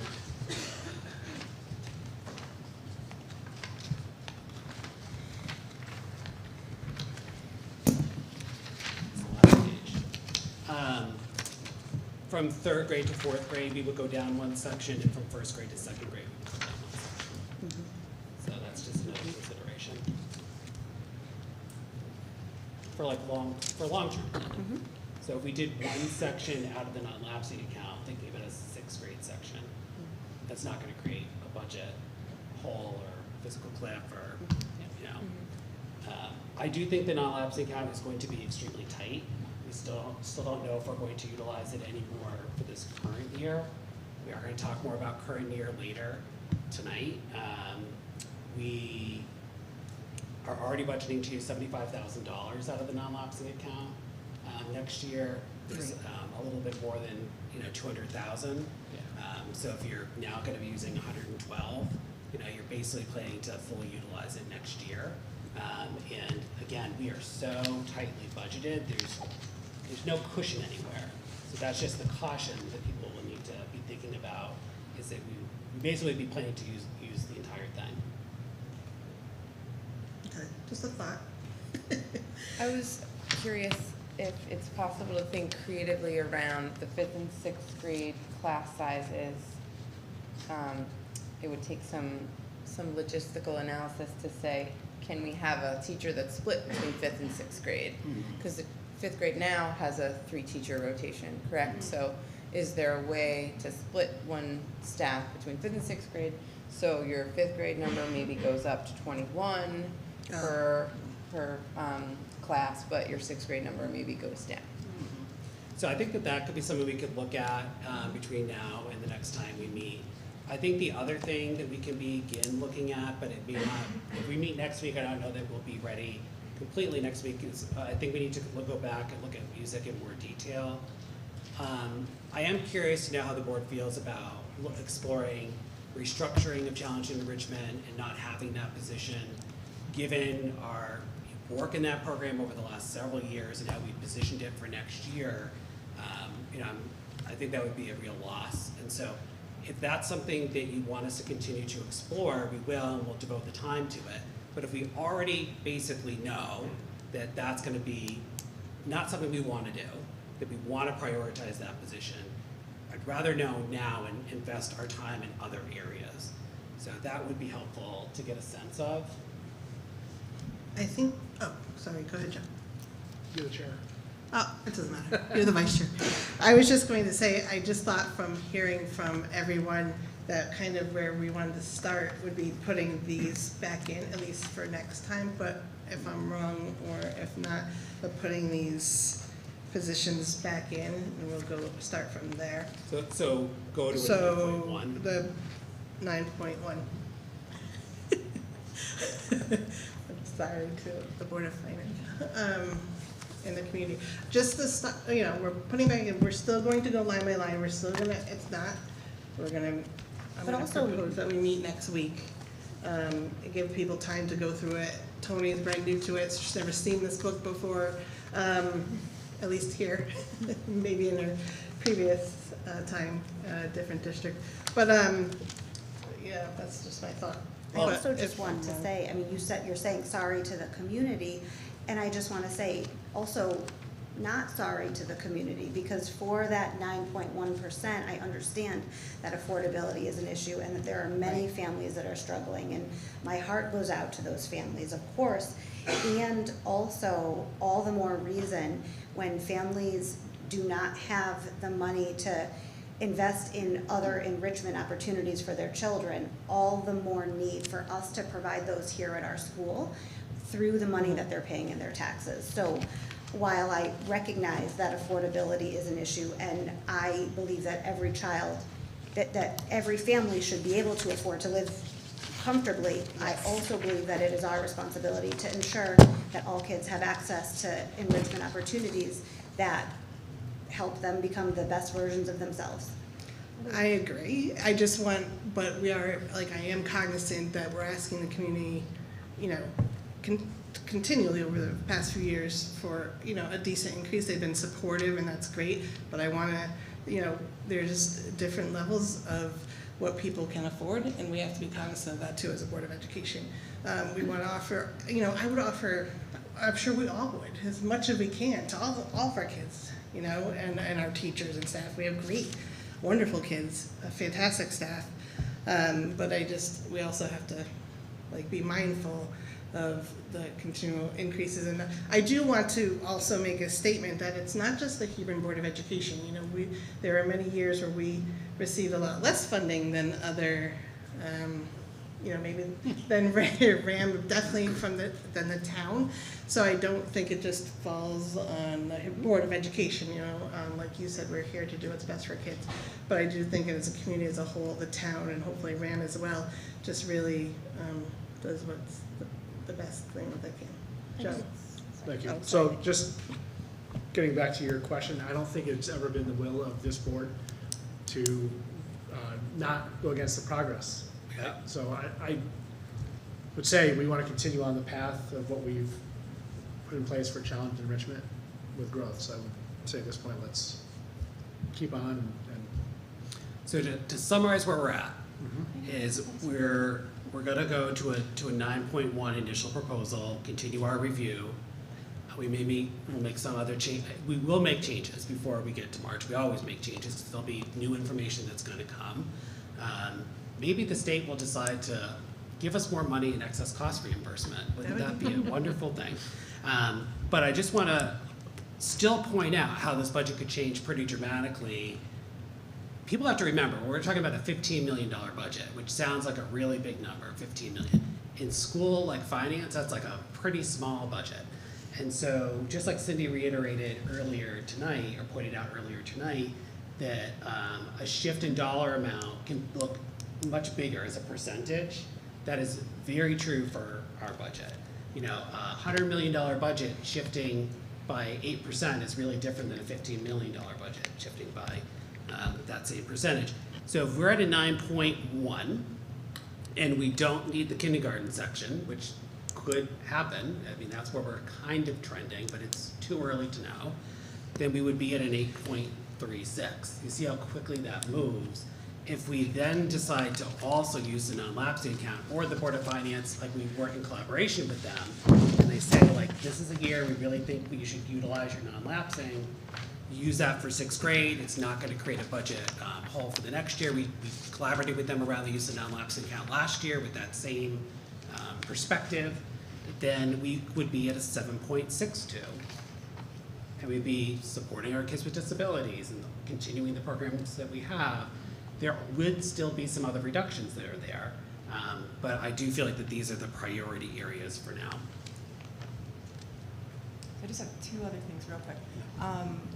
Sorry, I've got two mics. One consideration is when we're talking about the potential of cutting these things, in the long run, that increases our costs because that potentially, because we could see more kids outplaced. We could see more kids going Sure. out to magnet schools, which is gonna be more of an expense, because we're not keeping that money here, using it here. Another thought, and this is more for like everybody who's sitting here, Tom, what Dr. Baird said kind of jogged my memory on this, or actually I think Heather may have said it as well. Keep in mind that you can write to your senators and representatives and try to bring more money into the district with the appropriations committees. May not work, might help. We see a huge decrease in federal funding for special ed, but you can still write to your representatives and try to increase the flow into the schools, especially for special ed reimbursement, because that's one of the hugest hits. And actually, you brought up a point I meant to mention Thank you. before, that, you know, as somebody who's worked in magnet school, in magnet school world, you know, people talked about like the things that brought them to Hebron. That was part of what brought me to Hebron, is the programming that was here. But we could end up incurring costs from families selecting to go to magnet schools if we made some of these changes. So that's something else to consider. So just something to throw out there. So at this point, the admin team will continue to look at other areas and will not focus our energy on the restructuring pieces. And we continue to look for grants daily. So we will continue to do that. We were, you know, very lucky to get the mental health worker grant. We were one of the top recipients of that grant. That was federal money funded, you know, sort of funneled down to the states, and those days are gone. You know, the pressures that we're getting are significant, and, you know, it's great that we have so many people out in the community coming to hear us tonight, and thank you for sitting through our presentation and our conversation. We appreciate your support. But be very aware, and I wrote this in the River East last year, that the burden of education funding has shifted significantly in Connecticut over the last 3 to 4 years from the state to the town, specifically in the area of special education expenses. And as I said earlier tonight, in my conversations with superintendents across the state, districts are all in the same spot right now, and really struggling to design budgets that are affordable and also are responsive to students and the community. So thank you for coming out. Thank you. And thank you all, Dr. Baird, Cindy, Mrs. Ariana, Mr. Larkin, for your presentation tonight, all your hard work, and and all the department's hard work. Next on our agenda is public comment. The Hebron Board of Education values the public comment period, as it represents an opportunity for members of the public to express their views to the board on matters within the board's authority. Procedurally, public comments will be limited to 3 minutes per person, and citizens will be asked to identify themselves. All comments must be directed to the board and not to any individual board member or individual member of the administration. The board and the administration will not respond to questions or engage in dialogue during the public comment period. The board and administration will determine when and how to address questions that arise during the public comment period. So, I don't know, so if people have public comment, we'll just ask you to come up to this desk here. The mic should be on. Just state your name.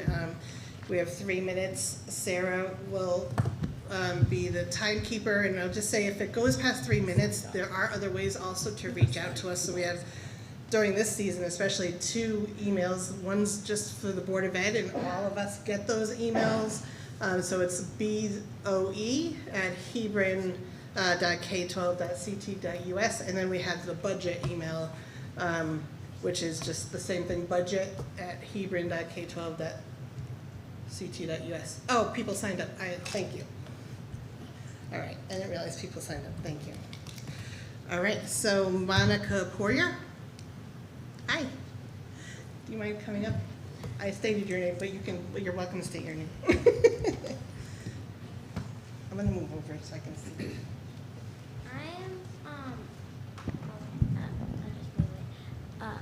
I'm here to speak for like all of AGS. When I say that I don't want Mr. Husen to go, I learned so much from him, and I have been with him for 3 years. I have learned a lot of things that I didn't even know I could do until I started band, like how to read music. Mr. Ahuzen, thanks to Mr. Ahuzen, now I can read music and play it on multiple percussion instruments like snare drum, bass drum, and xylophone. I am also much more confident now than when I started. This year, I have tried out for jazz band because I love playing music so much. I also have a passion for not just band, but singing. This is why I tried out for a cappella, and I made it in. I think if you get rid of good teachers like Mr. Ahuzen and activities like a cappella and the 6th grade musical, the next kids coming to HES will not be getting the full elementary school experience. Thank you. Thank you so much.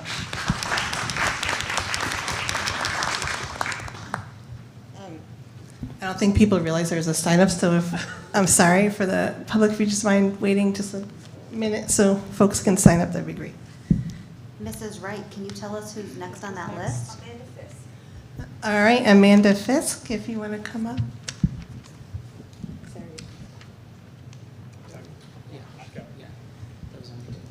Is Amanda Fisk still here? Okay.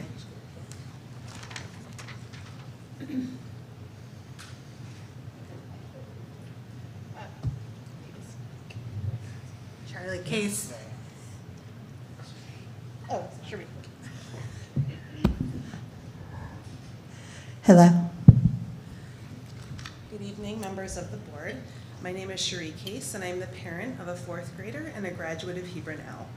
I'm here tonight because I am deeply concerned about the proposed budget cuts that would eliminate the challenge and enrichment position, and with it the future problem solvers program, as well as the dedicated instrumental music teacher. These programs are not extras. They are not luxuries. They are essential components of a well-rounded, equitable education. My older son is living proof of what these programs make possible. During his years at Hebron L, he thrived because he had access to opportunities beyond the standard curriculum. Through challenge and enrichment, he participated in Kid Governor, Challenge Math, and Future Problem Solvers. FPS in particular gave him a place where his creativity, creative thinking, and leadership could grow. It taught him how to collaborate, how to analyze complex issues, and how to think beyond the obvious. These are skills he carried with him into middle school, skills that continue to shape who he is as a learner and as a person. And then there is music. He discovered his passion for music through the band program at HES. That passion didn't come from a worksheet or a textbook. It came from a teacher who had the time, expertise, and bandwidth to nurture young musicians. Eliminating the instrumental music position and expecting one teacher to run general music, chorus, and band simultaneously is not realistic. It is not sustainable, and it will not provide the quality of instruction our children deserve. My younger son is now following in his brother's footsteps. He is learning the saxophone and absolutely loves his lessons. He talks about band with excitement and pride. The thought that he and hundreds of students after him may lose access to the same opportunities his brother had is heartbreaking. I understand that budgets are difficult. I understand that choices have to be made, but cutting programs that support gifted learners, creative thinkers, and young musicians is not a choice that reflects the values of a district that prides itself on excellence. FPS is not just an enrichment activity, it is a nationally recognized program that teaches real-world problem solving, innovation, and teamwork. Hebron's FPS students have excelled at the state level under Adam Parks' leadership. Eliminating the position that makes that possible would dismantle a program that has brought pride, recognition, and genuine educational value to this district. Similarly, the band program has decades of success behind it. It has shaped thousands of students, built confidence, fostered discipline, and created a sense of belonging for children who might not otherwise find their place.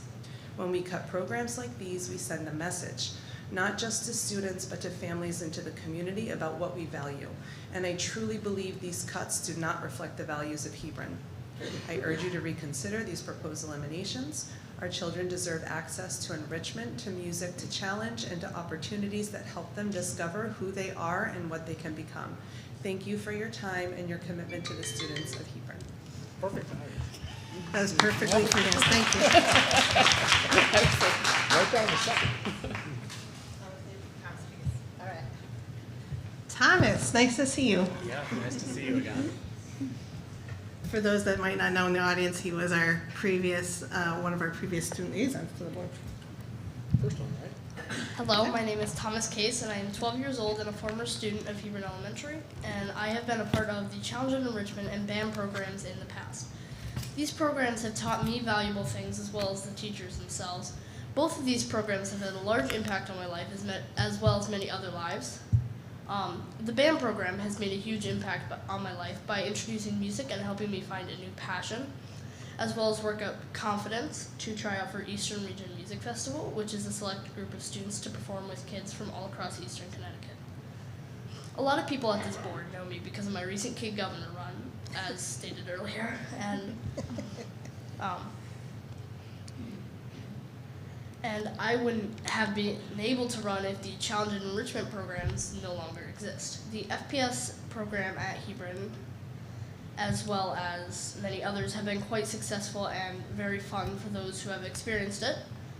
We have gone beyond the state levels and swept the state competition last year with bringing in first, second, and third place.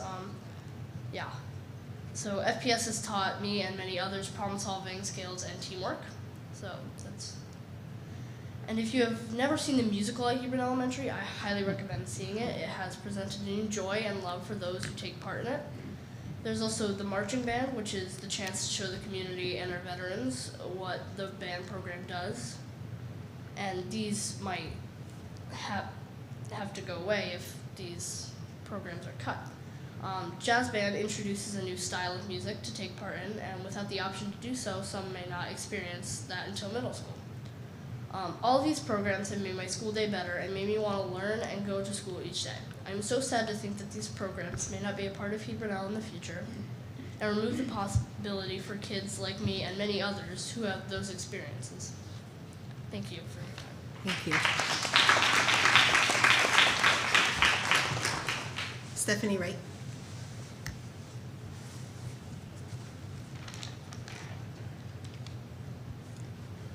Good evening, members of the board. Thank you for this opportunity to speak. I'm here as a Hebron resident and a parent of 2 Ram High School students who fell in love with music at Hebron Elementary School. Both of my children played in the band and sang in chorus, one in a cappella as well. My older daughter found joy, community, and quite literally her saving grace in percussion. She's now been playing for 8 years. My younger daughter was cast in the first revival of the school musical 4 years ago and discovered her unabashed love of theater. Without that life-changing experience, she might never have pursued choir or auditioned for musicals in middle school and now in high school. She would have never had the confidence, the grace, or the discipline to play characters as a young girl. The lessons they learned as students of these music teachers, teamwork, creativity, perseverance, are ones that they will carry with them for life. This music program is as important as any other class. For some children, including mine, it's the most important thing. Cutting funding would take away opportunities that shape futures. Music gives kids a place to belong, to grow, to thrive. They find their people. Protecting these programs is an investment in our children and in the strength of our school community. Thank you for your time and your commitment. I strongly urge you to preserve full funding for music education at Hebron Elementary. Thank you. Amy Scheger. Oh, there you are.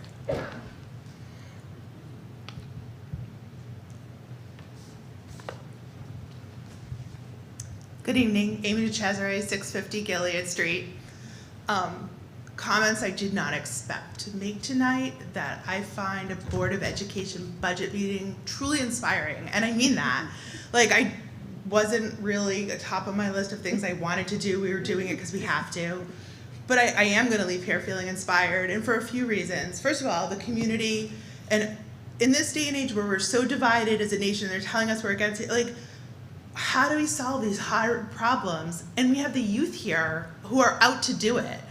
And, you know, I told my daughter yesterday that there's some budget issues. And then I went out for dinner with a friend. And I came home and she's like, of course we're going. And she was at her father and her brothers. And like, how would we not go work for these things? These things are important. And these are things that schools have taught her here. Like, their investment in the community, this foundation that we've talked about that we need as a community, as a state, as a country, as a nation, we're building that here in Hebron, and I'm so proud of that for the people who've turned out today. And so, you know, my son said to me, Mom, promise me that you will do everything in your power that we protect, you know, Mr. Parks, Mr. Rahuz, and these programs that I love. And, you know, I said to him, buddy, I'll do the best I can, but like, I feel so grateful for the company in this room that we're not doing it alone. Like, these are hard problems, and there's not any easy solutions. This is real money. This is real people who are really struggling to make, you know, their budgets meet. And that's a reality. It's not magic money. It's flowing less and less, and I understand that. But with this team, this group together, I think as a community, we can solve these hard problems. And so I thank you, and I'm grateful for all of you here working on it. Thank you. Thank you so much. Jacqueline Coffey?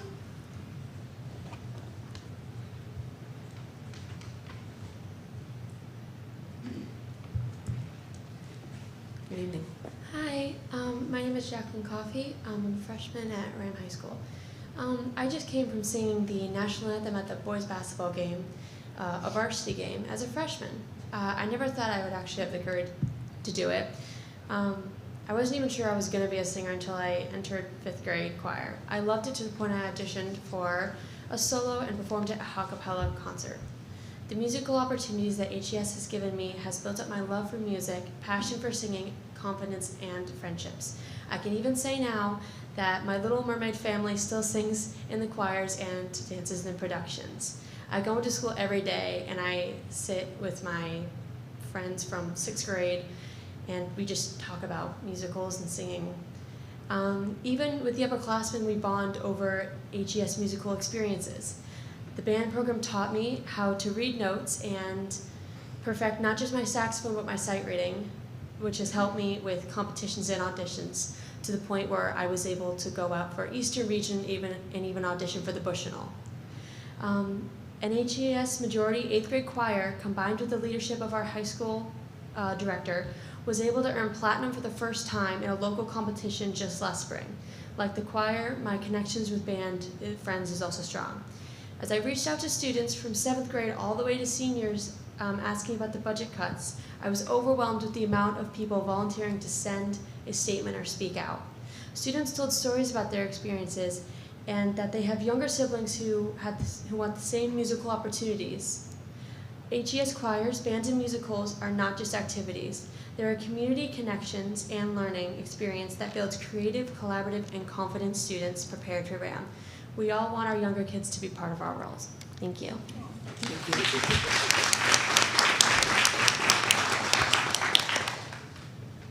Juliana Veek. I hope I'm saying everyone's name right, so I apologize if I'm not. You did, thank you. All right, awesome. I'm Juliana Veek. I'm a Hebron resident. I have 2 kids here in the district, grades 1 and 3. I had a lot to say about the music program, but so much has already been said. And I do want to thank you for recognizing that this is an item that needs to be put back in the budget because it is so, so vital to our children. And as someone already said, sometimes for kids, band is where you find your people. That's where I found my people, and I want my kids to be able to have that opportunity. But I also want to say that in addition, this music program is a shining strength within this community. Performances, concerts, student participation in band contribute positively to school culture and community identity. They reflect a program that families value and take pride in. Preserving a strong music program signals a commitment to excellent student opportunity and the traditions that help define our schools. Elementary band programs provide continuity and progression within the district's whole music curriculum. Removing a dedicated band educator disrupts program quality. It limits access to instrumental instruction, will have long-term consequences for student participation and achievement in music at the middle and high school levels. Once a program is reduced or dismantled, it is very hard to bring it back, and it's costly to rebuild. So I value that you are putting this back in. Additionally, I cannot wrap up my statement without making and bringing attention to another significant worry in this budget.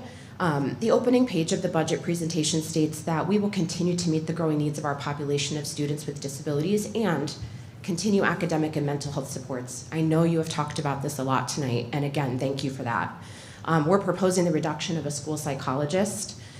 I now understand through this conversation this evening that we had grant money, and that's a big hit for us, but we're going from 4 to 3 psychologists. What does that look like for those kids who work with that one psychologist? What does that do to their relationship? They've already established everything that helps them get through school, their emotional and coping abilities, their ability to learn and to be educated. Spreading those kids across other psychologists will disrupt those students with those other psychologists.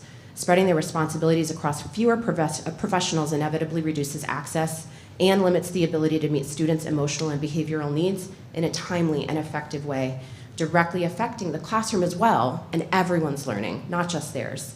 So when we talk about a student with special needs, a school psychologist plays a role that no other staff member can replace. So I ask you please reconsider putting the 4th psychologist back in the budget. Thank you very much.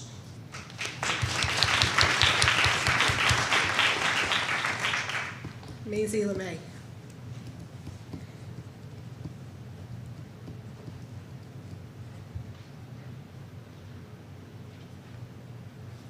Hi, I'm Maisie LeMay. I'm currently a freshman at Ram High School. Though I'm not currently a student at HES, I was a student there from 2019 to 2023, and my brother is currently in 6th grade there, so I will be speaking on behalf of both of us. During my time at HES, I participated in both the Challenge and Enrichment Program and Music Program, both of which my brother is currently involved in. After years in my old school of sitting in the corner, independently working ahead in my math book, or reading yet another chapter of the Level Z book that had been shoved in my hands, participating in Challenge and Enrichment at HES was like a breath of fresh air for 3rd grade me.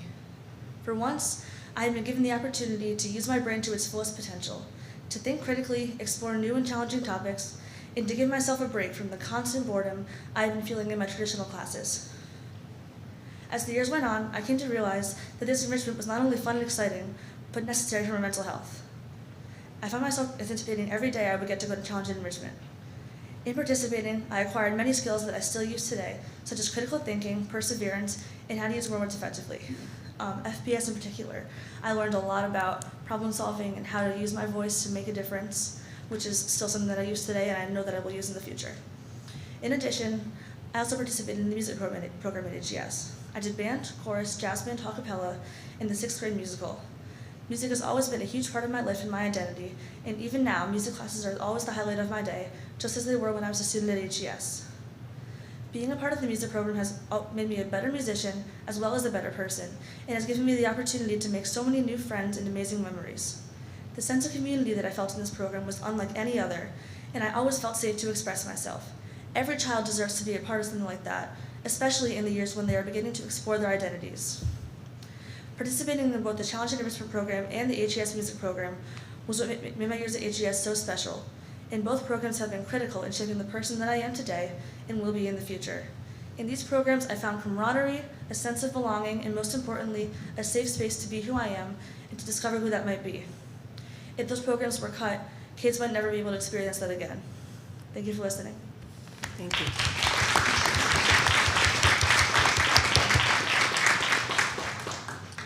Lucas Merkent.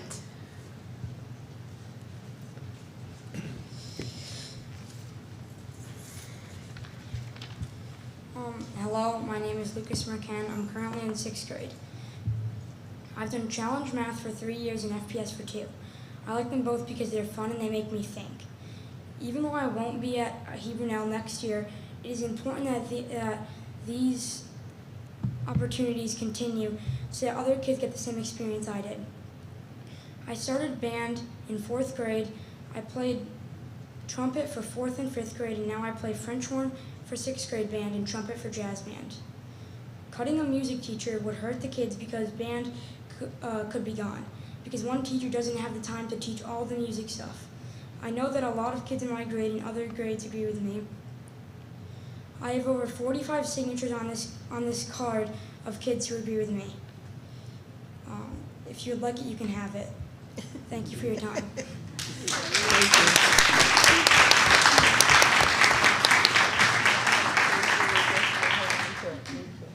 Thank you. We'll add it to the to the public comment after. Amelia. Nice to see you too, and again, another student liaison to the Board of Ed previously. Hello, Hebron Board of Education. My name is Amelia Chiraki. You might remember me from last year when I was the student liaison. This time I am back to speak to you again, but this time not about what has been happening in HES, but instead a topic in which I am deeply passionate about. I am discussing the choice about some of my favorite teachers and my favorite programs. The first thing I would like to talk about is the CNE program at Hebron Elementary. Our program is top-notch with a way to learn what we would like to learn more about. Lots of these topics that are ones that could possibly help us in the future.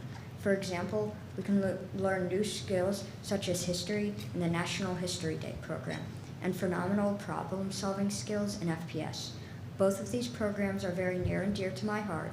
The program I would like to talk about today is the Connecticut Kid Governor.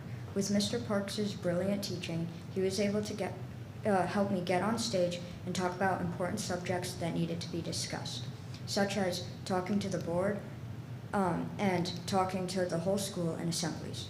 Without Mr. Parks, I wouldn't be close to where I've come now, and I've gotten over the fear of talking in public. And now I have learned more skills that will help me become a better person overall. The next thing I would like to talk about is the HES music program. I participate in both chorus and band, both of which I love doing because I can sharpen my skills as a percussionist and a vocalist. But even though my love for these programs is very strong, jazz band means the world to me. If you have seen my instrument before, you know I play bass guitar. Bass guitar has become my favorite instrument of all time. I love playing it and the sound it makes. I wish I could tell you that one day I simply picked the guitar up and easily got the hang of it, but instead it was quite the opposite. Without Mr. Rahuzin's help, I never could have picked up the instrument. Back then, I didn't want to try new things. But Mr. R pushed me farther than I could ever dream of going. I thought I would only be able to play snare drum and band, but now I can know I could play an instrument I hadn't even heard of. As you can see, I've had great experiences from these programs, and all I could wish for is that they can continue on so the next generation of students can truly experience what it feels like to try something amazing and discover parts of themselves they never knew they had. Thank you.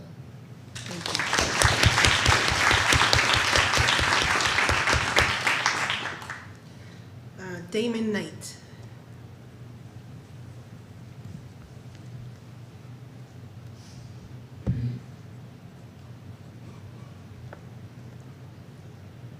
Hello, I'm Damon Knight, and I'm here to talk about Mr. Parks. He has given me so much, including Kid Governor, the spelling bee, which even though I didn't make it to the second round, I still had a lot of fun doing.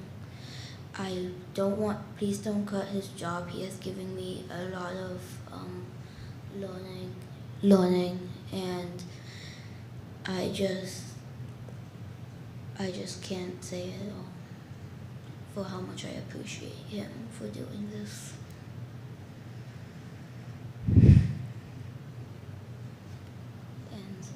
And I'm also here to talk about Mr. Hussein, our band teacher. He has given me also so much appreciation and forgiveness. Even though I have made some mess-ups in playing the clarinet, I have still been able to become a fluent and agile player. Thank you. Thank you very much.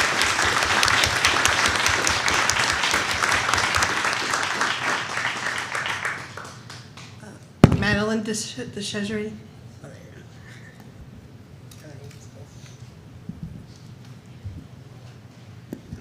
Hello, my name is Madeline DeChessery. I am 13 years old, and I am in 7th grade, and I go to Ram Middle School. I went through the Hebron school system, and I currently have a little brother in 5th grade. I love the music in the CNE program at Hebron Elementary. I played the French horn, in band, and jazz band. Without band, I would not be the same person I am today. Band has taught me patience among many other things thanks to Mr. Husen. Last year, I went to Connecticut History Day and I got first. That would have not happened without Mr. Parks. in the Challenge Enrichment Program. I love theater, and Finding Nemo Jr., directed by Miss G, helped me find that love.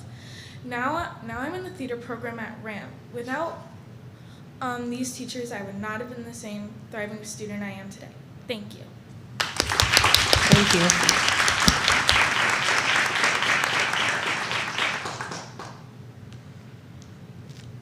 I think it's Carmela. Carmela, okay. Hi.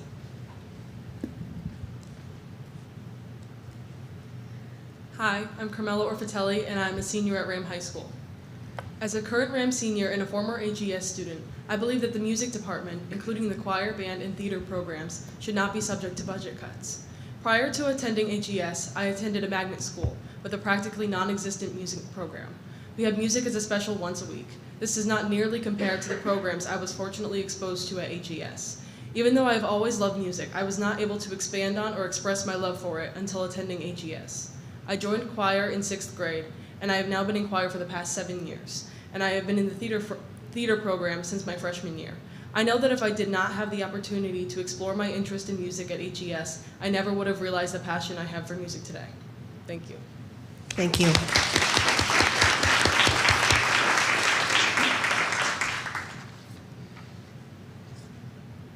Robin Bansel?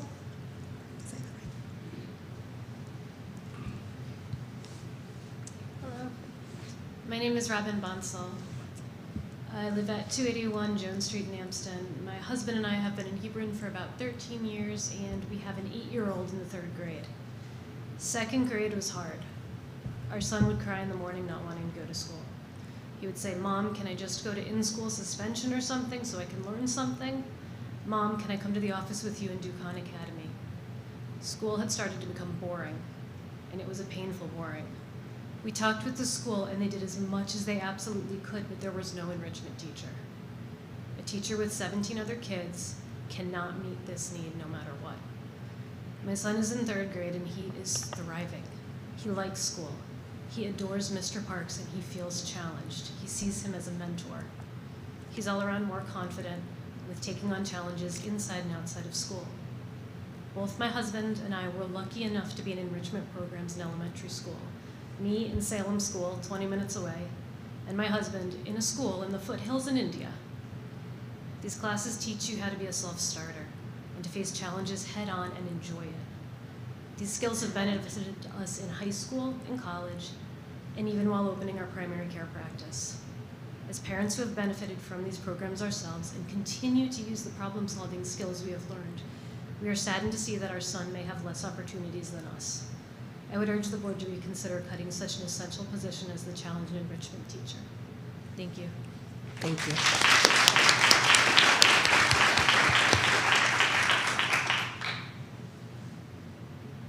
Andrew? You saying that right?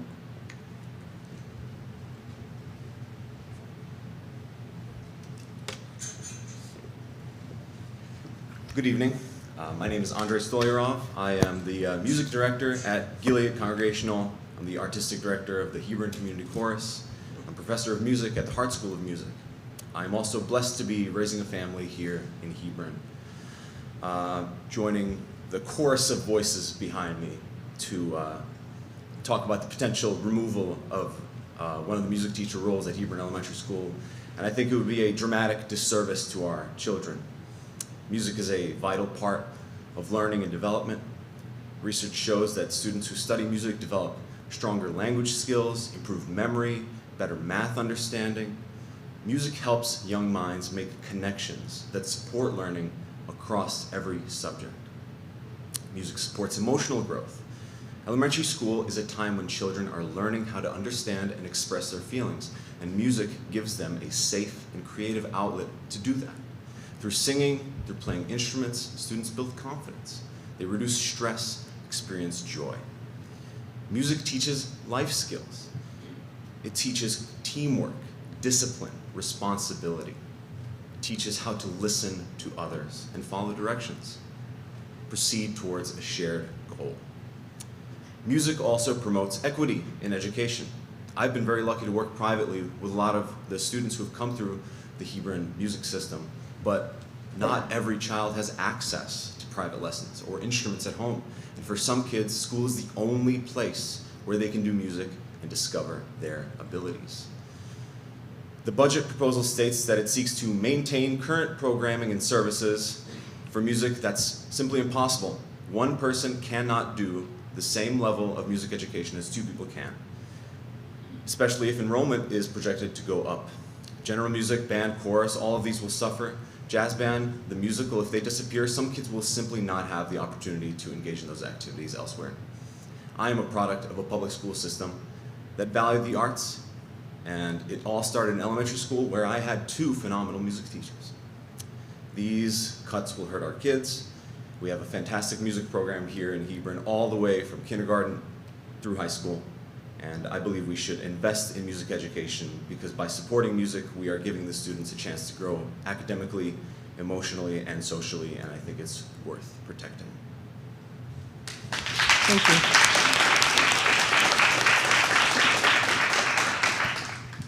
All right, that's all we have on the sign-up sheet here, so if there's no one else that wants public comment, we'll move on to the rest of the board business. But I want to thank, and I'm sure the board as a whole, everyone for coming out and speaking. And again, I hope you join us as the process moves forward. This is the first night, but there's weeks to go. Months. Months, thank you. Months to go. But thank you all very much.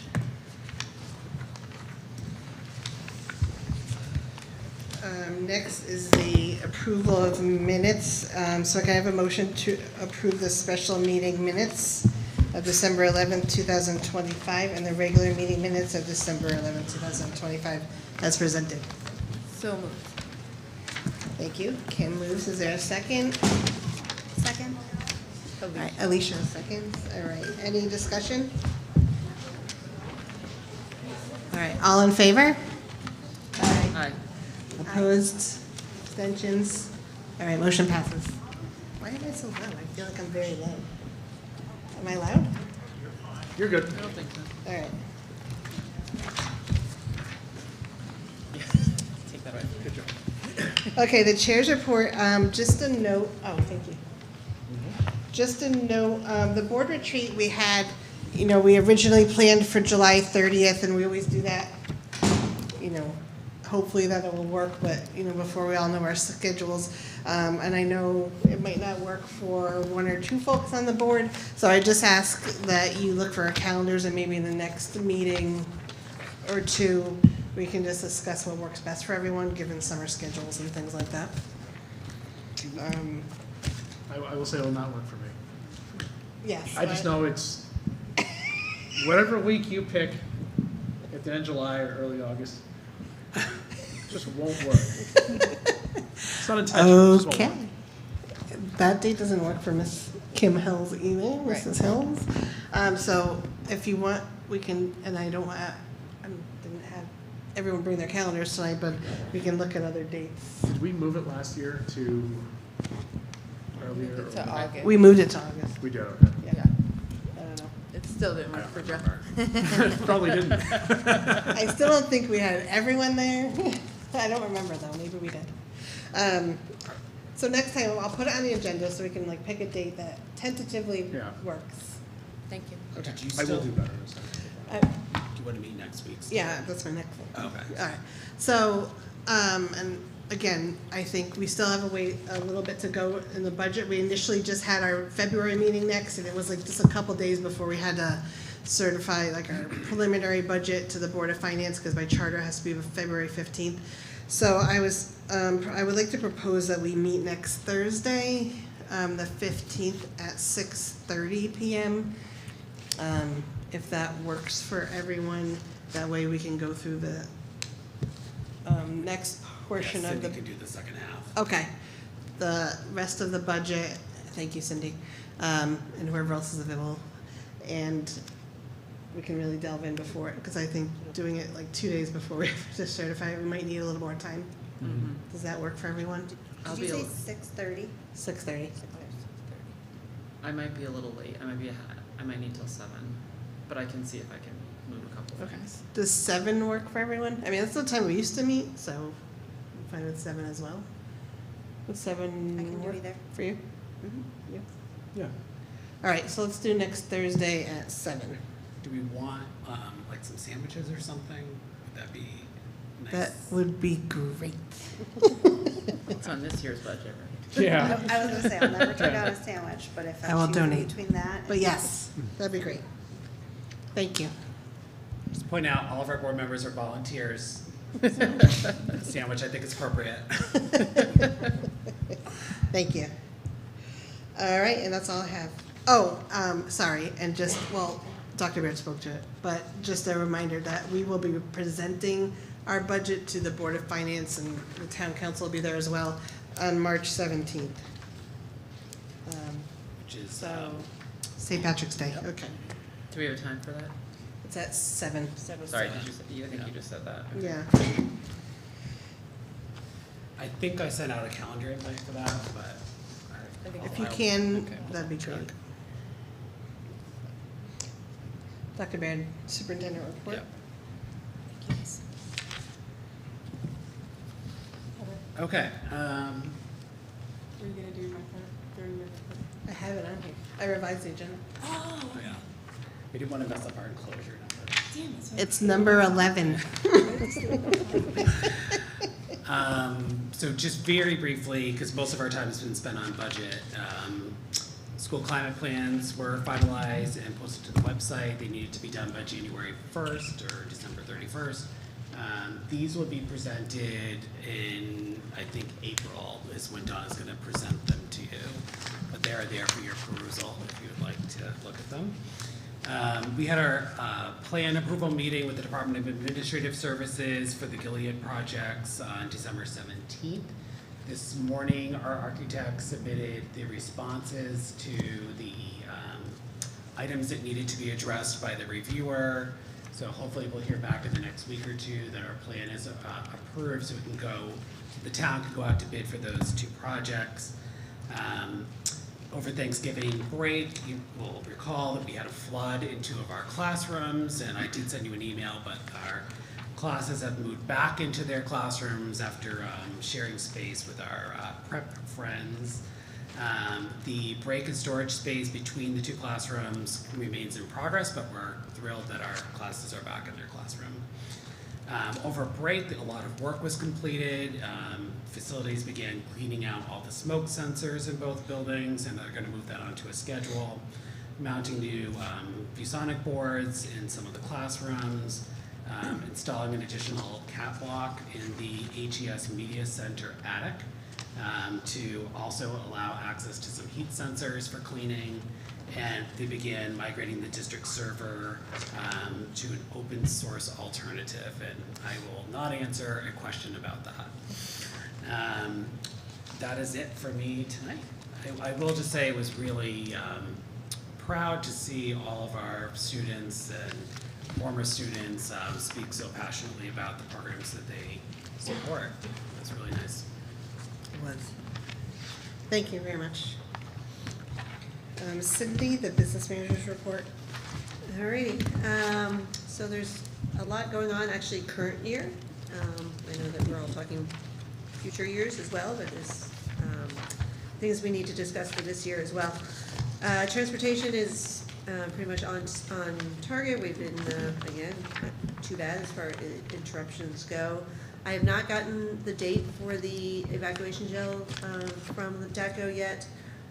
They had a tough first week of school with a lot of illnesses on busing, so my contact out there actually was driving buses all week. So, student activities have had minimal changes, and you can just see what's all in there. I don't feel like I have to read those to you, but food services, we actually had a little increase in the month of December on our sales, which was nice. The a la carte items have kind of come to a, the thrill's gone type thought. So there's still some every day, but it's not anywhere near as exciting as it was when I first started. Outstanding negative balances, actually, since I did this report, are down to only $700 now. So our director of food services is great about making calls, and your families are really, really good about this. So just to give you an idea, some districts have $15,000 to $16,000 of negative balances for their food service programs. So that's a really good thing. On a side note with food services, I do want to let you know that we are aware that the federal government has changed the CDC guidelines as far as food goes. You will not see that, and that will affect food services in school districts, but you will not see that anytime soon. So although they are, I'm not exactly sure all the nutritional changes, one thing they want to do whole milk rather than low-fat milk, none of that's going to happen anytime soon. It took 1.5 years for the red dyes to get manufactured out of things. You couldn't even buy a little milk that's whole milk right now because they're not manufacturing it. So in case anybody's asking or looking or wanting to know when these things might hit the actual cafeterias, it's not going to happen. If it happens next year, I'd be very surprised. And that's a lot to do with supply chain issues as well. Preschool, there's no major changes there. The grants pretty much are on schedule as we talked about in the past. Non-lapsing fund, again, has stayed as is. We've heard a whole of $82.55 in interest, so that's always exciting. The audit, again, I met with the town finance director yesterday. The 24 audit continues to await some final words from the town before they will finalize that. I'm really hoping that soon so that we can start working on the 25 audit because we're almost ready to do the 26 audit. So I hate doing 3 audits in one day. The 25 audit for the Board of Education, as far as our EFS is concerned, is actually on target. And I've been working closely with them, and that will be done on January 31st, so that will be not delayed for us. There is a transfer request in the packet for you. You'll notice that pretty much all of it has to do with facilities. We kind of concentrated on moving monies around for facilities to cover some of the wonderful things that always happens in facilities from year to year. So if you have any questions on the individual items, just let me know. Right now, we are tight. So I don't know how else to put that. We have just about $12,000 available on the budget. This time last year, you probably had about $200,000 available in the budget. A couple of things to keep in mind that are in this report is excess cost. The $55,000 has not been factored into this, so that is a concern that we don't get hit with a $55,000 decrease before the end of this year. But one of the things that is in there, and I hate to keep doing this to poor Dave, but there is $60,000 worth of pre-encumbrances for our annual tech hardware purchases. The last thing we want to do is get behind on those purchases. We want those purchases to happen. They usually happen in the spring. So they are encumbered. You'll see the tech hardware right now is in the hole, $38,000. That is just for pre-encumbrances. It's not that we're actually spent that money yet. So I feel like we're going to, overall as a district, probably end up right on target, sliding in a home base about a 0. I really don't want to go below that. There are some staffing changes that might be coming down the pike very quickly. We just posted, I think, for 2 more paras, and that will definitely make a great impact on how the rest of this year goes. Unfortunately for all of the staff, we have a freeze on purchases.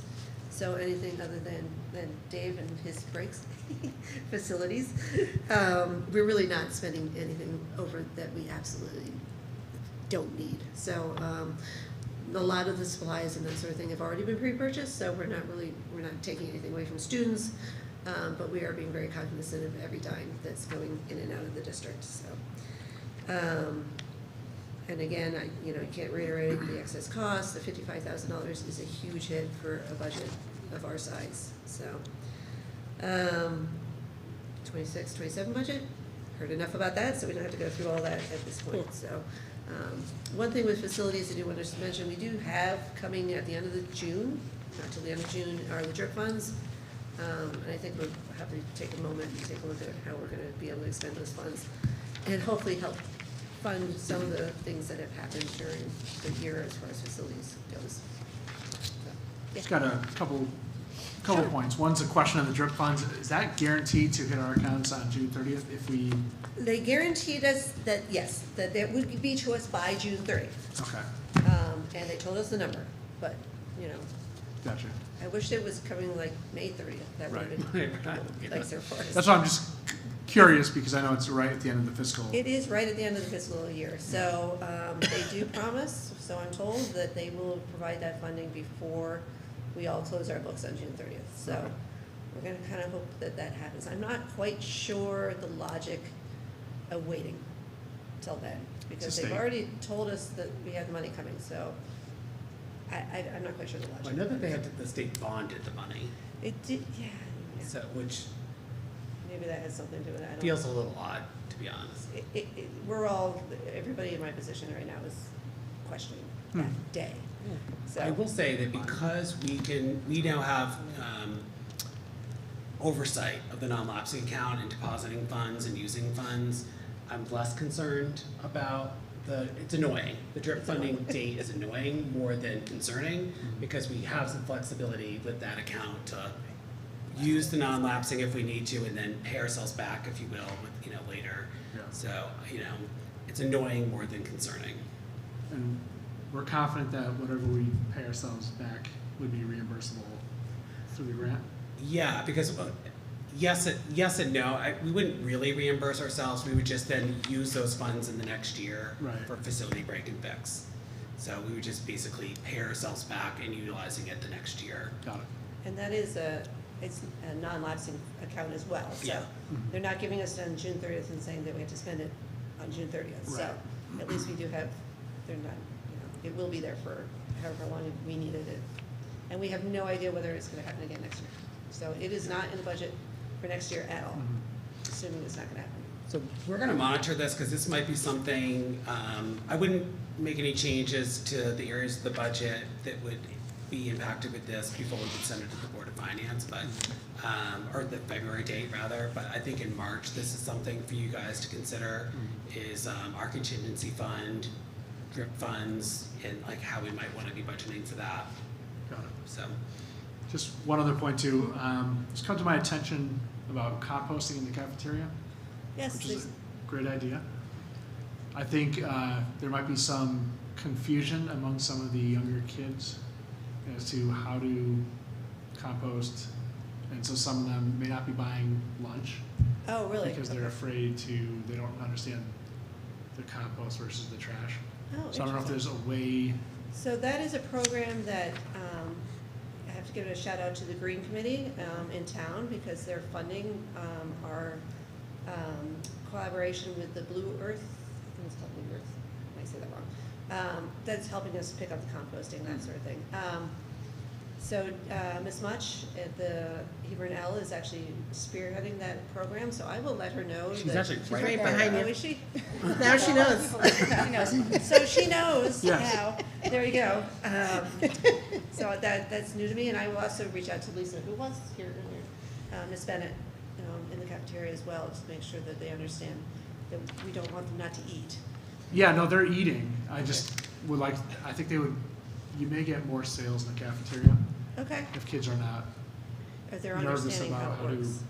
compost and what their trash. Yeah, and I have not made my way over there. I'm sure they were really talking about a lot of great marketing and education regarding that, so. Seems like a great idea. Yeah, and again, a shout out to the Green Committee, because from what they tell us, we are the only district that actually put in and requested the funding, so we may not get as much funding next year, but still, it's a really great program. And I do believe that coming down the pike, the state of Connecticut will make everybody compost. Right now, you have to have a certain amount of tonnage to be required, but it's a good program and it's a good theory, no matter what, so. and I believe RAM is doing it. I believe RAM is doing it as well, but I think RAM might be on that bench. I think that they are, yeah.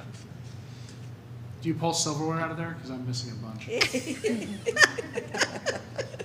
Somebody has to. Containers.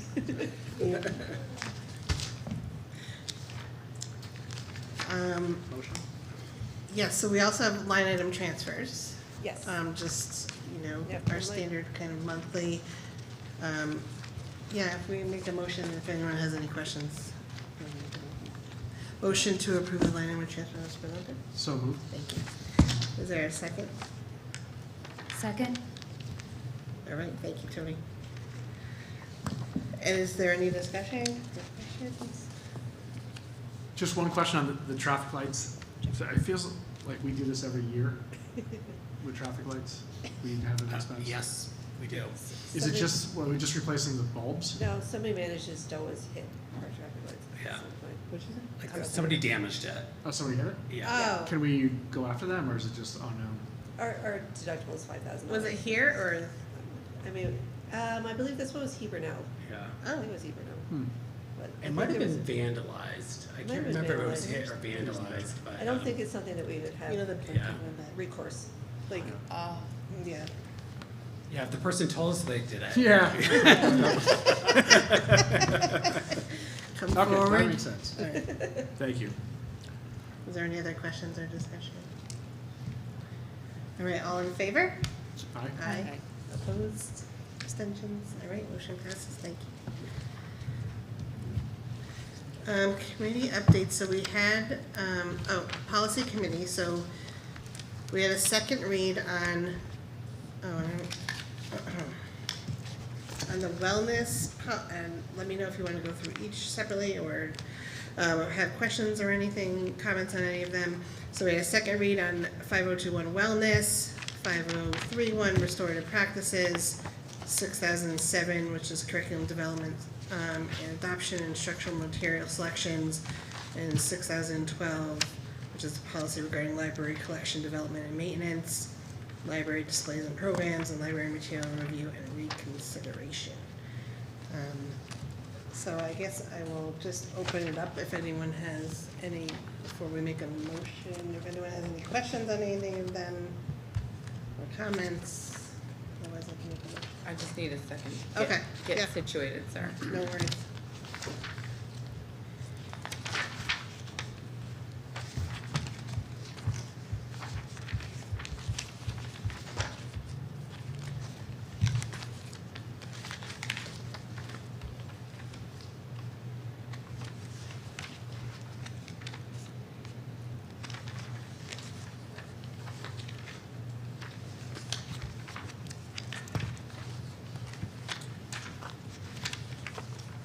I think I'm all set. I asked the questions I had last week. for Last last week, week. okay. Thank you for waiting, sorry. Yeah, no, that's all right. Does anyone else have, after reviewing them from last month, any other comments or questions?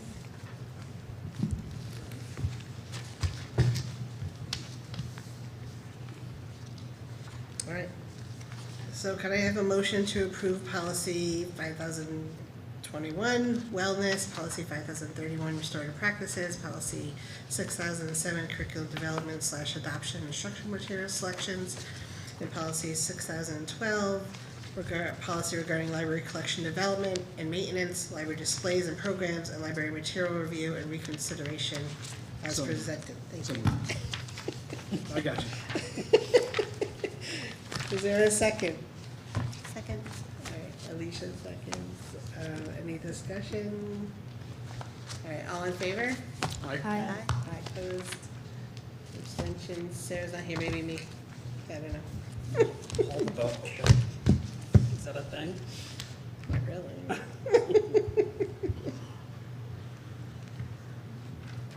I don't want to put her on the spot because we're waiting.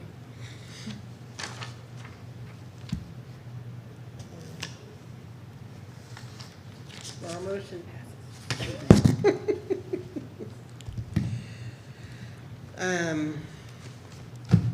Resource Management Committee, Joe?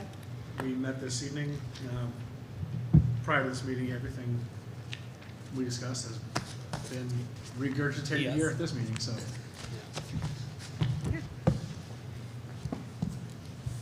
We did not meet previously. Oh, you did meet previously, right? Last month? No, you spoke to that one last time. Gotcha, okay. Yeah, we usually meet. I'm off. Student Growth and District Advancement Committee hasn't met. I'll speak to that in a minute. Communications and Community Engagement Committee. We're meeting in February, I think. Yes. Yes, for the budget flyer. Yep. And just a note, maybe we can talk about that too when we meet, but I think it would be nice to have like that pizza forum we did a while ago, that was really successful in regard to the budget, where parents and kids come out and kind of, or informal ask questions and talk about the budget, so maybe we can consider that at that meeting too. Negotiations committee, so we will be meeting more in the spring, kind of near budget time, with the teachers' negotiations. So that'll be coming up. Building committee? We have not met. Okay. We're meeting on Monday. Okay. And I'm just putting out there, if anyone really wants to join Alicia on that committee, just let me know. Otherwise, we can keep to one board member. Tony, it's a lot of fun. I'm the PTA liaison. Yep, And I have that a one report that I'd love to present. I like how she moved right on from the building committee to PTA liaison. Tony. Yes. They met on Tuesday and they said Happy New Year from the PTA. December was a quiet month, but they allowed people space to enjoy the holiday season, but they did have 2 successful fundraisers, the Simply Soy candles and minted cards. And they also shared class wish lists for staff members who participated with that. In January, they are supporting the GHS movie night with popcorn and drinks and volunteers to help serve. And the PTA has a lot of exciting events for the new year, and the next meeting is February 3rd, and they want to know that everyone is welcome. Wonderful, thank you so much. Dr. Greer. Has not met, LGK. I know you probably told us this. When are they meeting? We'll meet again next month. They meet What 3 or time? 4 times a year. It's oh, they're gonna get me. It's Is it during the midday day? At AHM, yeah. During the day. Let me double check the next meetings. I believe that one's in Lebanon. We're gonna rotate Yeah. locations. That's what I just. That one might be at 6:30 p.m. Yeah, that's time what I'm just slot. wondering, like, what is it just a change? Can you just let me know if it changes or? Who then- are you going? Who's going? I mean, I can try. I'll email Depends. Dr. Bear, the whole Okay, board can perfect. receive that. But yeah. Yeah, that'd be great. Thank Yep. you. Because I know it's hard for you to do it. I can't go during Yeah, the day. yeah, right. It's This hard. one I know is at 6:30. Yeah, night would be better. Okay. Okay, wellness. We're gonna meet next Wednesday. Okay. We're gonna hear about composting. We're gonna hear about compost, so we'll look for those forks for Joe. That's it, thank you. Okay. And spoons. Spoon. Mostly spoons. Thank you. So next is discussion and possible action regarding the resignation of a Board of Education member support. So Nikki has given us her resignation. I don't know if we want it. I had to move. She moved out of town, and that's the only reason why, but she's been on the board several years. And so we technically have to formally accept with regret her resignation and then send it to the town, and then goes to the town council.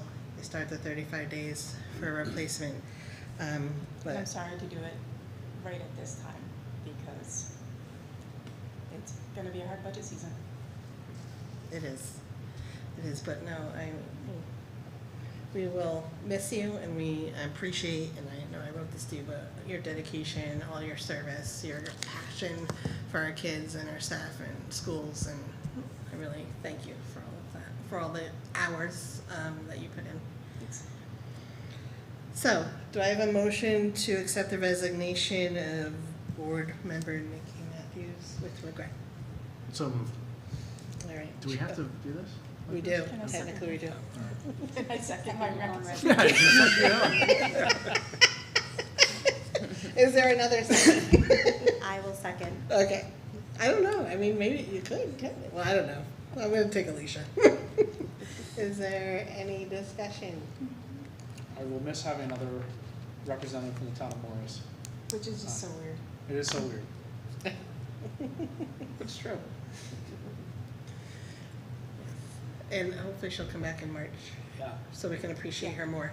Yay. All right. All in favor? Regretfully. Aye. Aye. Opposed? Abstentions? You abstain? Are you voting for yourself? No, I'll abstain. Okay. All right. Thank you again for everything.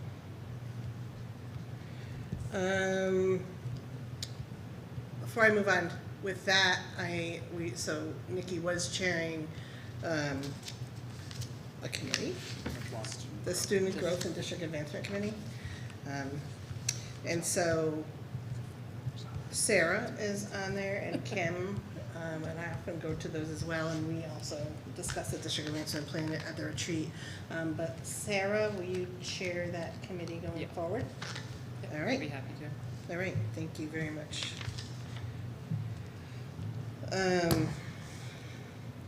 Old business, I don't know that we have any discussion action on the school building infrastructure. I do have an update. Do you have an update? I do Okay. have an update. I think I don't know if I already said this, but in talking, the building committee recommended a preliminary study to analyze continued capital approach on the two schools, renovate as new for the two schools, or exploring a new build. And the existing, the architecture firm that we've been working with for the projects that we've got underway had offered to do a scaled down mini version of what would, you would have to do a more full-blown study for state reimbursement, but they could do a preliminary look and give us their preliminary recommendation. So they put together a proposal, the building committee wanted to move it forward, send it to the town manager. I talked to the town manager. He was gonna put it forward to the town council soon, so I think in the next meeting or two. But I think that's really critical to at least have a preliminary recommendation about what we should be doing. Because if it is a capital approach, then we need to really plan that out and start getting moving on that. If it's one of the other two approaches, then that's going to trigger the bigger study, I think. But I think that having some guidance about what we should be doing moving forward is really critical. Okay, that's great. Hopefully that moves forward, because it's been a long time coming. Yep. Well, yeah. All right, discussion and possible action to appoint members to the building committee. And anybody want to be on the building? Liaison to the local government. It's a great time. Strange Maybe that nobody wants to do that. whoever, unfortunately, fills Nikki's role. Don't even give them an option, just tell them Come that with it's the an role. appointment. Yeah, it's an appointment, it's not a, it'll be But voluntary. if, did anyone else want to be on the building committee or the local government's partnership, like the school readiness? I might be able to do that, Don, it just depends on the time of the meetings. Same as Alicia, it's hard during the day, during the workday. So, I'll wait to hear from you. Yep. Is there any new business or any, besides our budget, obviously? Is there anything else anyone wants to see on the next agenda? No. All right. Board member comments? I just wanted to say thank you to everyone that emailed and attended tonight. We haven't had public comment in months, and we had a lot tonight. So it was wonderful to see that participation and see students involved in the budget process. So one thing that I learned getting involved locally is waiting till May to be involved in the budget process is months too late. So the fact that they're jumping in now, attending Board of Ed meetings, and to continue to attend town council meetings over the next couple of months, and then Board of Finance meetings to just make sure funds are spent the way that they want them to be spent. So thanks for coming, everybody. That's great. Any other comments? All right, can I have a motion to adjourn at 8:54 p.m.? So moved. You should call it. Nikki got it? Can I? Yeah, go ahead. All right, second. All right. Go. All right, all in favor? Aye. Aye. Opposed, abstentions? All right, we are adjourned. Thank you. Okay.